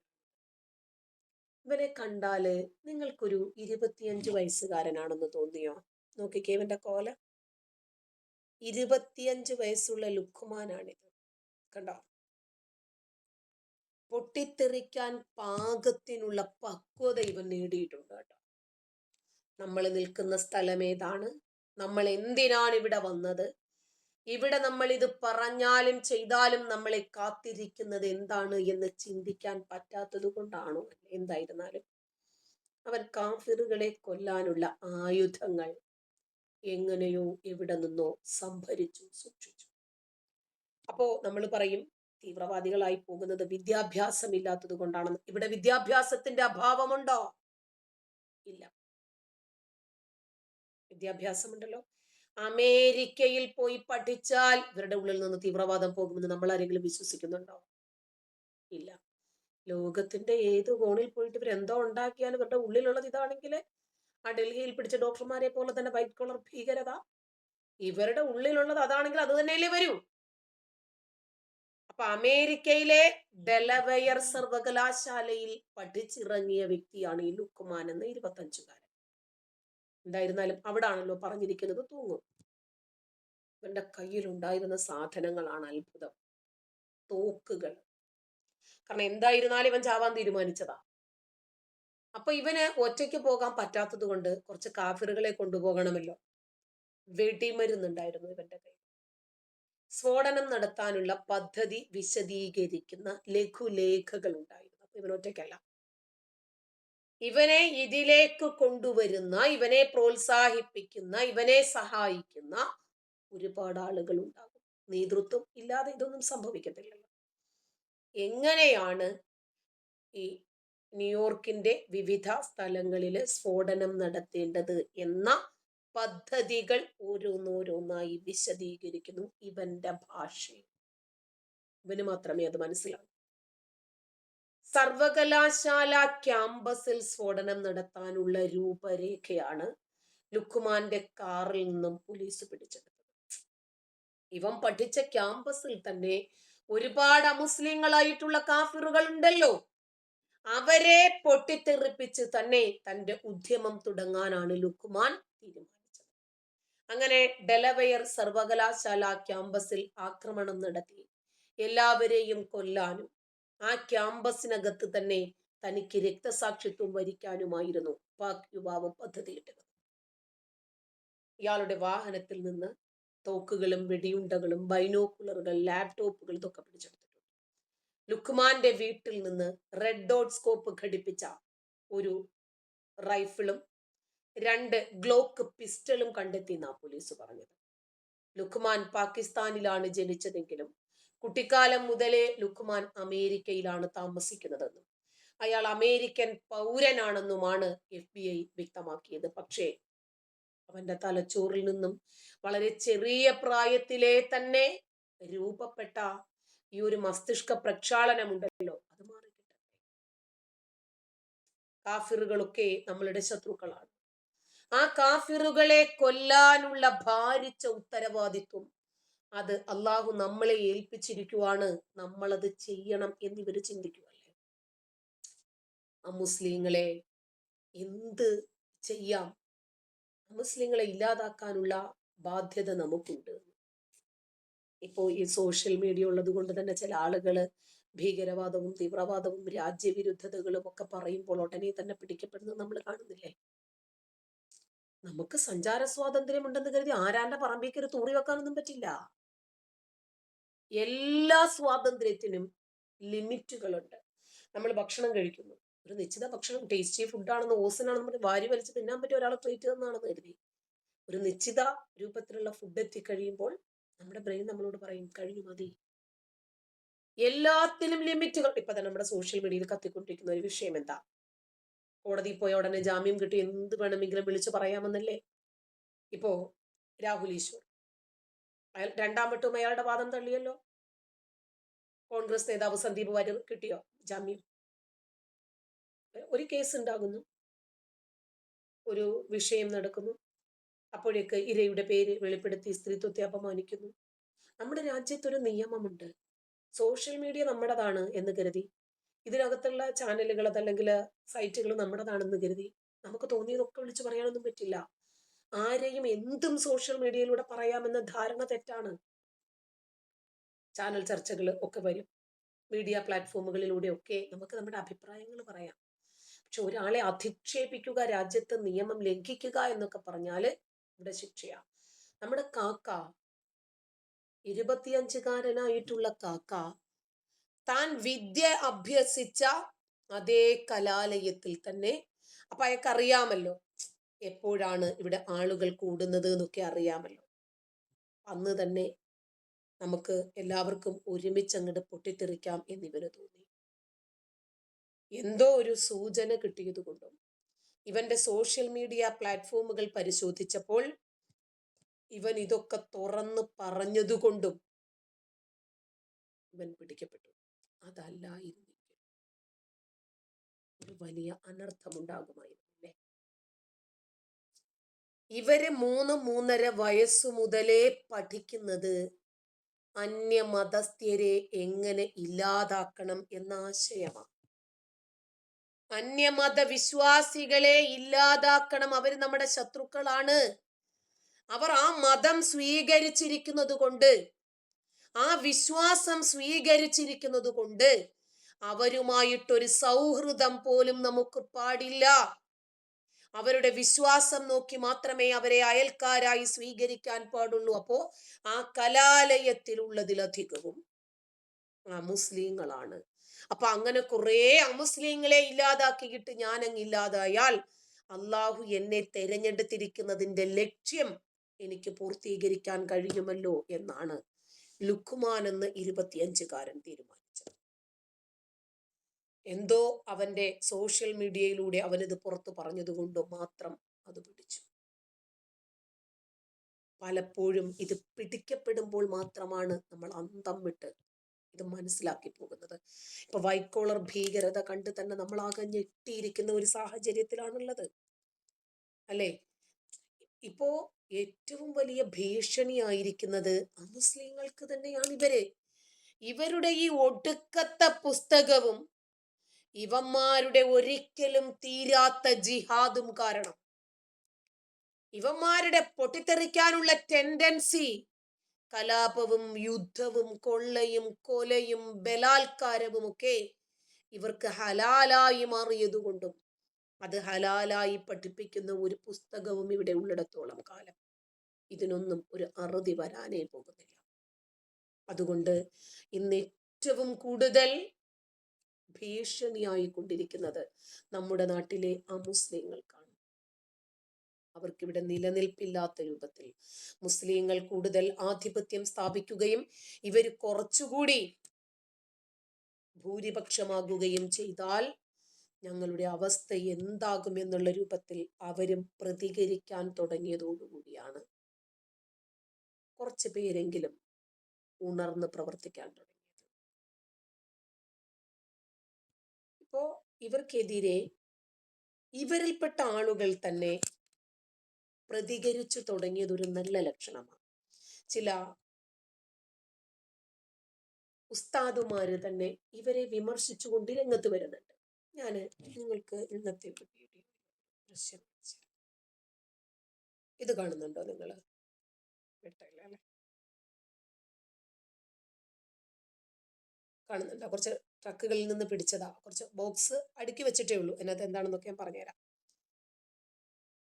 ഇവരീ നാട് എങ്ങനെയാണ് കുട്ടിച്ചോറാക്കാൻ ശ്രമിക്കുന്നത് എന്ന് മനസ്സിലാക്കണം. അതായത് ഇത് 10 കിലോമീറ്ററിനകത്ത് 10 കിലോമീറ്റർ ചുറ്റളവില് ഭയങ്കരമായിട്ടൊരു പൊട്ടിത്തെറി ഉണ്ടാക്കി വലിയ നാശനഷ്ടങ്ങൾ ഉണ്ടാക്കാൻ ശേഷിയുള്ള സ്ഫോടക വസ്തുക്കൾ. ഇവർക്കിത് എവിടെ നിന്ന് ലഭിക്കുന്നു? ആരാണ് ഇവർക്കിത് കൊടുത്തുവിടുന്നത്? ഇവരൊന്നോ രണ്ടോ ആയിരമോ പതിനായിരമോ ലക്ഷങ്ങളോ ആളുകളാണ് ഉള്ളത്. രാജസ്ഥാനിലാണ് കേട്ടോ 2 പേരെ ഇതുമായിട്ട് പിടിക്കുന്നത്. രാജസ്ഥാനിലെ രാജ് സമന്തില് സ്ഫോടക വസ്തുക്കൾ നിറച്ച പിക്കപ്പ് ട്രക്കാണ് പിടിച്ചെടുത്തത്. അപ്പൊ ട്രക്കിനകത്ത് നിറയെ ഇതുമായിട്ട്. അപ്പോൾ ഇവരെ പിടിച്ചാൽ ഇവരെ രക്ഷിക്കാൻ ആളുണ്ട്, ജാമ്യത്തിലെടുക്കാൻ ആളുണ്ട്. പിടിക്കപ്പെടാതെ തന്നെ എല്ലാ രൂപത്തിലുള്ള ബോർഡറുകളും കടക്കാൻ ഇവർക്ക് കഴിയും എന്ന ഒരു ബോധ്യം ഇവർക്കുണ്ട്. കാരണം എല്ലാ മേഖലയിലും ഇവരുടെ ആൾക്കാരുണ്ടല്ലോ. ഈ വാഹനത്തിൽ ഉണ്ടായിരുന്ന 2 പേരെ പോലീസ് അറസ്റ്റ് ചെയ്തിട്ടുണ്ട്. ഈ കാർട്ടൂണുകൾ എത്രയുണ്ടായിരുന്നു അറിയാമോ? 100-ലധികം ഉണ്ടായിരുന്നു എന്നാണ് റിപ്പോർട്ടിലുള്ളത്. 10 കിലോമീറ്റർ ചുറ്റളവില് ഉഗ്രരൂപത്തിൽ നാശനഷ്ടങ്ങൾ ഉണ്ടാക്കാൻ ശേഷിയുള്ള ജലാറ്റിൻ സ്റ്റിക്കുകൾ, ഡിക്റ്റണേറ്ററുകളും ഒക്കെ ആയിരുന്നു ഇതിനകത്തുണ്ടായിരുന്നത്. പ്രദേശത്ത് നിരവധി മാർബിൾ ഖനികൾ സ്ഥിതി ചെയ്യുന്നത് കൊണ്ട് ഖനന പ്രവർത്തനങ്ങൾക്കു വേണ്ടിയുള്ള സ്ഫോടക വസ്തുക്കൾ കടത്തുകയായിരുന്നു എന്നാണ് ഇവർ പറഞ്ഞത്. പക്ഷേ അതായിരുന്നില്ല, നാട് കത്തിക്കാനായിരുന്നു ഇവർ തീരുമാനിച്ചിരുന്നത് എന്ന് പിടിക്കപ്പെട്ട 2 മുറിയന്മാരെ ചോദ്യം ചെയ്തപ്പോൾ കിട്ടി. ഇവർക്ക് രഹസ്യ വിവരം ലഭിക്കുന്നു അന്വേഷണ ഉദ്യോഗസ്ഥർക്ക്. അങ്ങനെ ഇവരെ പിടിച്ചു നിർത്തുന്നു, പരിശോധിക്കുന്നു. 981 ജലാറ്റിൻ സ്റ്റിക്കുകളാണ് ഇവരിൽ നിന്നും പിടിച്ചെടുത്തത്. 93 ഡിറ്റനേറ്ററുകൾ, ഒരു സേഫ്റ്റി ഫ്യൂസും ഉണ്ടായിരുന്നു. ഇതുമാണ് പോലീസിന് കിട്ടിയത്. രാജസ്ഥാനിൽ നിന്നുള്ള 2 പേരെയാണ് പിടിച്ചത്. ഇവരാദ്യം പേര് മാറ്റിയാ പറഞ്ഞത്, ഹൈന്ദവ നാമമാ പറഞ്ഞത്. പിന്നീടാണ് ഇവരുടെ ഐഡികൾ പരിശോധിച്ചപ്പോൾ കൃത്യമായിട്ട് കാര്യങ്ങൾ മനസ്സിലായത്. ആവശ്യമായിട്ടുള്ള രേഖകൾ ചോദിച്ചപ്പോൾ ഇവർ കൊടുത്തിട്ടുണ്ട്. കേസ് രജിസ്റ്റർ ചെയ്തിട്ടുണ്ടെന്നും വിശദമായിട്ടുള്ള അന്വേഷണം തുടങ്ങിയിട്ടുണ്ടെന്നും പോലീസ് പറയുന്നു. അപ്പോ ഈ ട്രക്കുകൾ ഇവരെവിടേക്കാണ് കൊണ്ടുവന്നത്? ഇവരുടെ ലക്ഷ്യം എന്തായിരുന്നു? ഇപ്പോ ഈ കേസുമായിട്ട് ബന്ധപ്പെട്ട് 2 പേരെ പോലീസ് അറസ്റ്റ് ചെയ്തു. ശ്രീനാഥ് ജി പോലീസ് സ്റ്റേഷനിൽ നിന്നുള്ള ഒരു പോലീസ് സംഘമാണ് നാദ്വാര ജില്ലയ്ക്ക് സമീപം പട്രോളിംഗ് നടത്തുന്നതിനിടയിൽ പിക്കപ്പിന്റെ ട്രക്ക് കണ്ടുപിടിച്ചത്. അങ്ങനെ റിപ്പോർട്ടുകളുണ്ട് അതിന്റെയൊക്കെ. പിന്നെ ലൈസൻസ് പ്ലേറ്റ് ഇല്ല. ഈ പിക്കപ്പ് ട്രക്ക് അമേഠി പട്ടണത്തിൽ നിന്നാണ് വന്നത് എന്ന് ഡെപ്യൂട്ടി പോലീസ് സൂപ്രണ്ട് ക്ഷിപ്ര റാവത്ത്. ഈ പോലീസ് ട്രക്ക് തടഞ്ഞു നിർത്തുന്നു, പരിശോധിക്കുന്നു. അതിനകത്ത് ഡിറ്റണേറ്ററുകളും ജലാറ്റിൻ സ്റ്റിക്കുകളും മറ്റ് സ്ഫോടക വസ്തുക്കളും ഒക്കെ നിറച്ചതായിട്ട് കണ്ടെത്തുന്നു. ഡ്രൈവർക്കും കൂട്ടാളിക്കും സ്ഫോടക വസ്തുക്കൾ കൊണ്ടുപോകാൻ ആവശ്യമായിട്ടുള്ള ഒരു രേഖയും ഉണ്ടായിരുന്നില്ല. പിന്നീടാണ് സ്ഫോടക വസ്തു നിയമത്തിലെ പ്രസക്തമായിട്ടുള്ള വകുപ്പുകൾ പ്രകാരം അറസ്റ്റ് ചെയ്യുന്നത്. അപ്പോ ഈ സ്ഫോടക വസ്തുക്കളുടെ ഉറവിടം ഏതാണ് എന്നും അവയുടെ ഗതാഗതം അനുമതിയില്ലാത്തതാണെന്നും എങ്ങനെയാണ് ഇവര് കടത്തിക്കൊണ്ട് പോയതിനെ കുറിച്ചുമൊക്കെ പോലീസ് ഇപ്പോൾ സമഗ്രമായിട്ടുള്ള അന്വേഷണം നടത്തിക്കൊണ്ടിരിക്കുകയാണ്. ഇത് പിടിക്കപ്പെടുന്നത് മാത്രമാണ്, പിടിക്കപ്പെടാത്തത് എത്രയും. നമ്മുടെ നാട് എത്രമാത്രം അപകടകരമായിട്ടുള്ള സാഹചര്യത്തിലൂടെയാണ് പോകുന്നത് എന്ന് ഈ രാജ്യം ഞെട്ടലോടുകൂടി തിരിച്ചറിഞ്ഞത് ഡൽഹി സ്ഫോടനത്തിൽ നിന്ന്. അതിലൂടെയാണ് അയ്യോ നമ്മൾ എവിടെയാണ് തപ്പുന്നത്, ശരിക്കു പറഞ്ഞാൽ എന്താണ് നമ്മുടെ രാജ്യത്ത് സംഭവിച്ചു കൊണ്ടിരിക്കുന്നത്. ഇപ്പൊ പല രാജ്യങ്ങളിലേക്കും ഇവർ കുടിയേറി അവിടെയൊക്കെ ഇവർ പോയിട്ടുണ്ടാക്കുന്ന പ്രശ്നങ്ങള് എല്ലാ രാജ്യങ്ങളും മനസ്സിലാക്കി കഴിഞ്ഞില്ലേ? ഇല്ലേ? ഇവർക്ക് ഇവരുടെ മതം മാത്രമാണ് ശരി, അവര് മാത്രം ഇവിടെ ജീവിച്ചാൽ മതി, മറ്റുള്ളവരൊന്നും ഇവിടെ ജീവിക്കണ്ട, അവരൊന്നും ഇവിടെ ജീവിക്കാൻ അർഹരല്ല. ഇത് അള്ളാഹുവിന്റെ വായുവാണ്, അള്ളാഹുവിന്റെ ഭൂമിയാണ്. അള്ളാഹുവിന്റെ ജീവനാണ്, അവിടെ ഞങ്ങൾ മാത്രം മതി എന്ന രൂപത്തിലേക്ക് ഇവർ മാറിയിരിക്കും. ഇത്തരം രീതികളെ ഇന്ന് മുസ്ലിങ്ങൾ തന്നെ എതിർത്ത് രംഗത്ത് വരുന്നു എന്നതാണ് ഒരു വലിയ മാറ്റം.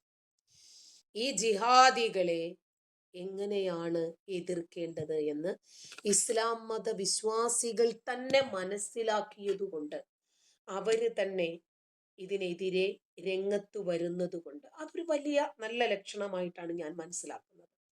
ഇപ്പോ മക്കയും മദീനയും, അതായത് സൗദി അറേബ്യ അടക്കമുള്ള രാജ്യങ്ങൾ ഇന്ത്യയെ ആക്രമിക്കാൻ വന്നാലും ഞാൻ ഇന്ത്യക്ക് വേണ്ടി പോരാടും എന്ന് നമ്മുടെ തങ്ങൾ കഴിഞ്ഞ ദിവസം പറഞ്ഞത് ഓർമ്മയുണ്ടോ?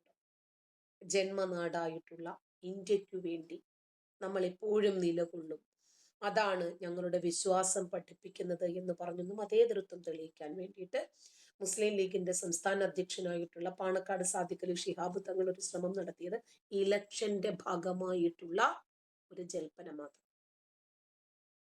അദ്ദേഹം ഉള്ളിൽ തട്ടി പറഞ്ഞതാണെങ്കിൽ സന്തോഷം. അതായത് പാകിസ്ഥാൻ ഇന്ത്യയെ ആക്രമിക്കാൻ വന്നാൽ പാകിസ്ഥാന്റെ കൂടെ നിന്ന് ഇന്ത്യക്കെതിരെ പോരാടുമെന്ന് പറഞ്ഞ ഒരുപാട് മൗലവിമാർ ഇവിടെയുണ്ട്. ക്ലബ് ഹൗസ് ഒക്കെ തുടങ്ങിയ സമയത്ത് ഒരുപാട് ചർച്ചകൾ ഞങ്ങൾ അങ്ങനെ സംഘടിപ്പിച്ചതാണ്. ഇപ്പോൾ വിശ്വാസത്തിന്റെ പേരും പറഞ്ഞ് രാജ്യസ്നേഹം പഠിപ്പിക്കാൻ വേണ്ടിയിട്ട് ഇവർ ഇറങ്ങി തിരിച്ചിരിക്കുക. അതായത് അയ്യോ എന്റെ മതം എന്നെ പഠിപ്പിക്കുന്നത് സ്വന്തം രാജ്യത്തെ സ്നേഹിക്കാനാണെന്ന് പറഞ്ഞിട്ട് ഇന്ത്യൻ സ്വാതന്ത്ര്യ സമരത്തിന്റെ ചരിത്ര വഴികളില് വീര പഴശ്ശിയുടെ സ്ഥാനം വളരെ വലുതാണെന്നൊക്കെ അദ്ദേഹം പറയുന്നുണ്ട്. മഹാത്മാഗാന്ധി അഹിംസയിലൂടെയും സുഭാഷ് ചന്ദ്രബോസ് സായുധ പോരാട്ടത്തിലൂടെയും പഴശ്ശി ഗറില്ല യുദ്ധമുറകളിലൂടെയും നാടിനു വേണ്ടി പൊരുതി എന്നൊക്കെ പറഞ്ഞിട്ട് അദ്ദേഹം ഈ രാജ്യസ്നേഹം ഒന്ന് ഊട്ടിയുറപ്പിക്കാൻ ശ്രമിക്കുന്നുണ്ട്. ആത്മാർത്ഥമായിട്ടാണെങ്കിൽ സന്തോഷം. പക്ഷേ അത് മതവുമായി കൂട്ടിക്കുഴയ്ക്കുമ്പോഴാണ് നമ്മൾ എതിർക്കുന്നത്. ഇസ്ലാം മതം അത് പഠിപ്പിക്കുന്നു എന്ന് പറയുമ്പോഴാണ് മതേതരത്വത്തിനെതിരെയുള്ള ഖുർആൻ വചനങ്ങൾ നമ്മൾ കിണ്ടിയെടുത്ത് പുറത്തിടുന്നത്. മതേതരത്വത്തിന് തുരങ്കം വയ്ക്കുന്ന മതമായിട്ടും ലക്ഷണമൊത്ത വർഗീയ ഗ്രന്ഥമായിട്ടുള്ള ഖുർആനും മുറുകെ പിടിച്ച് നിങ്ങൾ ഇന്ത്യയെ സ്നേഹിക്കാനാണ് എൻ്റെ മതം എന്നെ പഠിപ്പിക്കുന്നത് എന്ന് പറയുമ്പോഴാണ് നമ്മൾ തമ്മിൽ അഭിപ്രായ വ്യത്യാസം ഉണ്ടാകുന്നതും വിമർശനങ്ങൾ കുറച്ചുകൂടി രൂക്ഷമാകുന്നത്. ഞാൻ ഇന്ത്യയെ സ്നേഹിക്കുന്നു എന്ന് പറഞ്ഞു, എൻ്റെ മതം എന്നെ പഠിപ്പിക്കുന്നു എന്ന് പറയുമ്പോൾ മതം പഠിപ്പിക്കുന്ന അന്യമത വിരുദ്ധതകൾ നമ്മളെടുത്ത് പുറത്തു. യുദ്ധവും കൊള്ളയും കൊലയും അമുസ്ലിങ്ങളോ വഴിപിഴച്ചവരായി കാണുകയും അവരെ ശപിക്കുകയും അവരോട് കോപിക്കുകയും ഒക്കെ ചെയ്യുന്ന ഖുർആൻ വചനങ്ങൾ നമ്മൾ ജനങ്ങൾക്ക് വീട്ടിപ്പായിട്ട് പഠിപ്പിച്ചു. അതിനകത്തുള്ളത് ധൈര്യമായിട്ട് പറയാം, ആർക്കും പറയാം, ഒരു പ്രോബ്ലവുമില്ല. ഇല്ലാത്തതുണ്ട് എന്ന് പറയുമ്പോൾ അതിനകത്ത് ഇല്ല എന്നും അതിനകത്തുള്ളത് എന്താണ് എന്ന് തെളിയിക്കേണ്ടുന്ന ഒരു ഉത്തരവാദിത്വം എനിക്കുണ്ട്.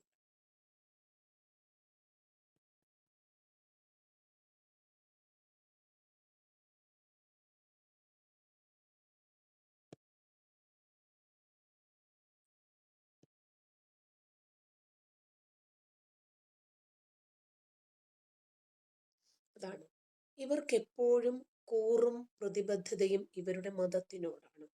അതുകൊണ്ടാണ് മതമാണ് മതമാണ് മതമാണ് ഞങ്ങളുടെ പ്രശ്നം എന്ന് ഇവർ പറയാൻ കാരണം തന്നെ അതാണ്. ഓക്കെ, അത് അറിയുന്നവർക്ക് അറിയാമെന്ന് തന്നെയാണ് നമ്മൾ പ്രതീക്ഷിക്കുന്നത്. പറയുന്നേ പോയാലോ.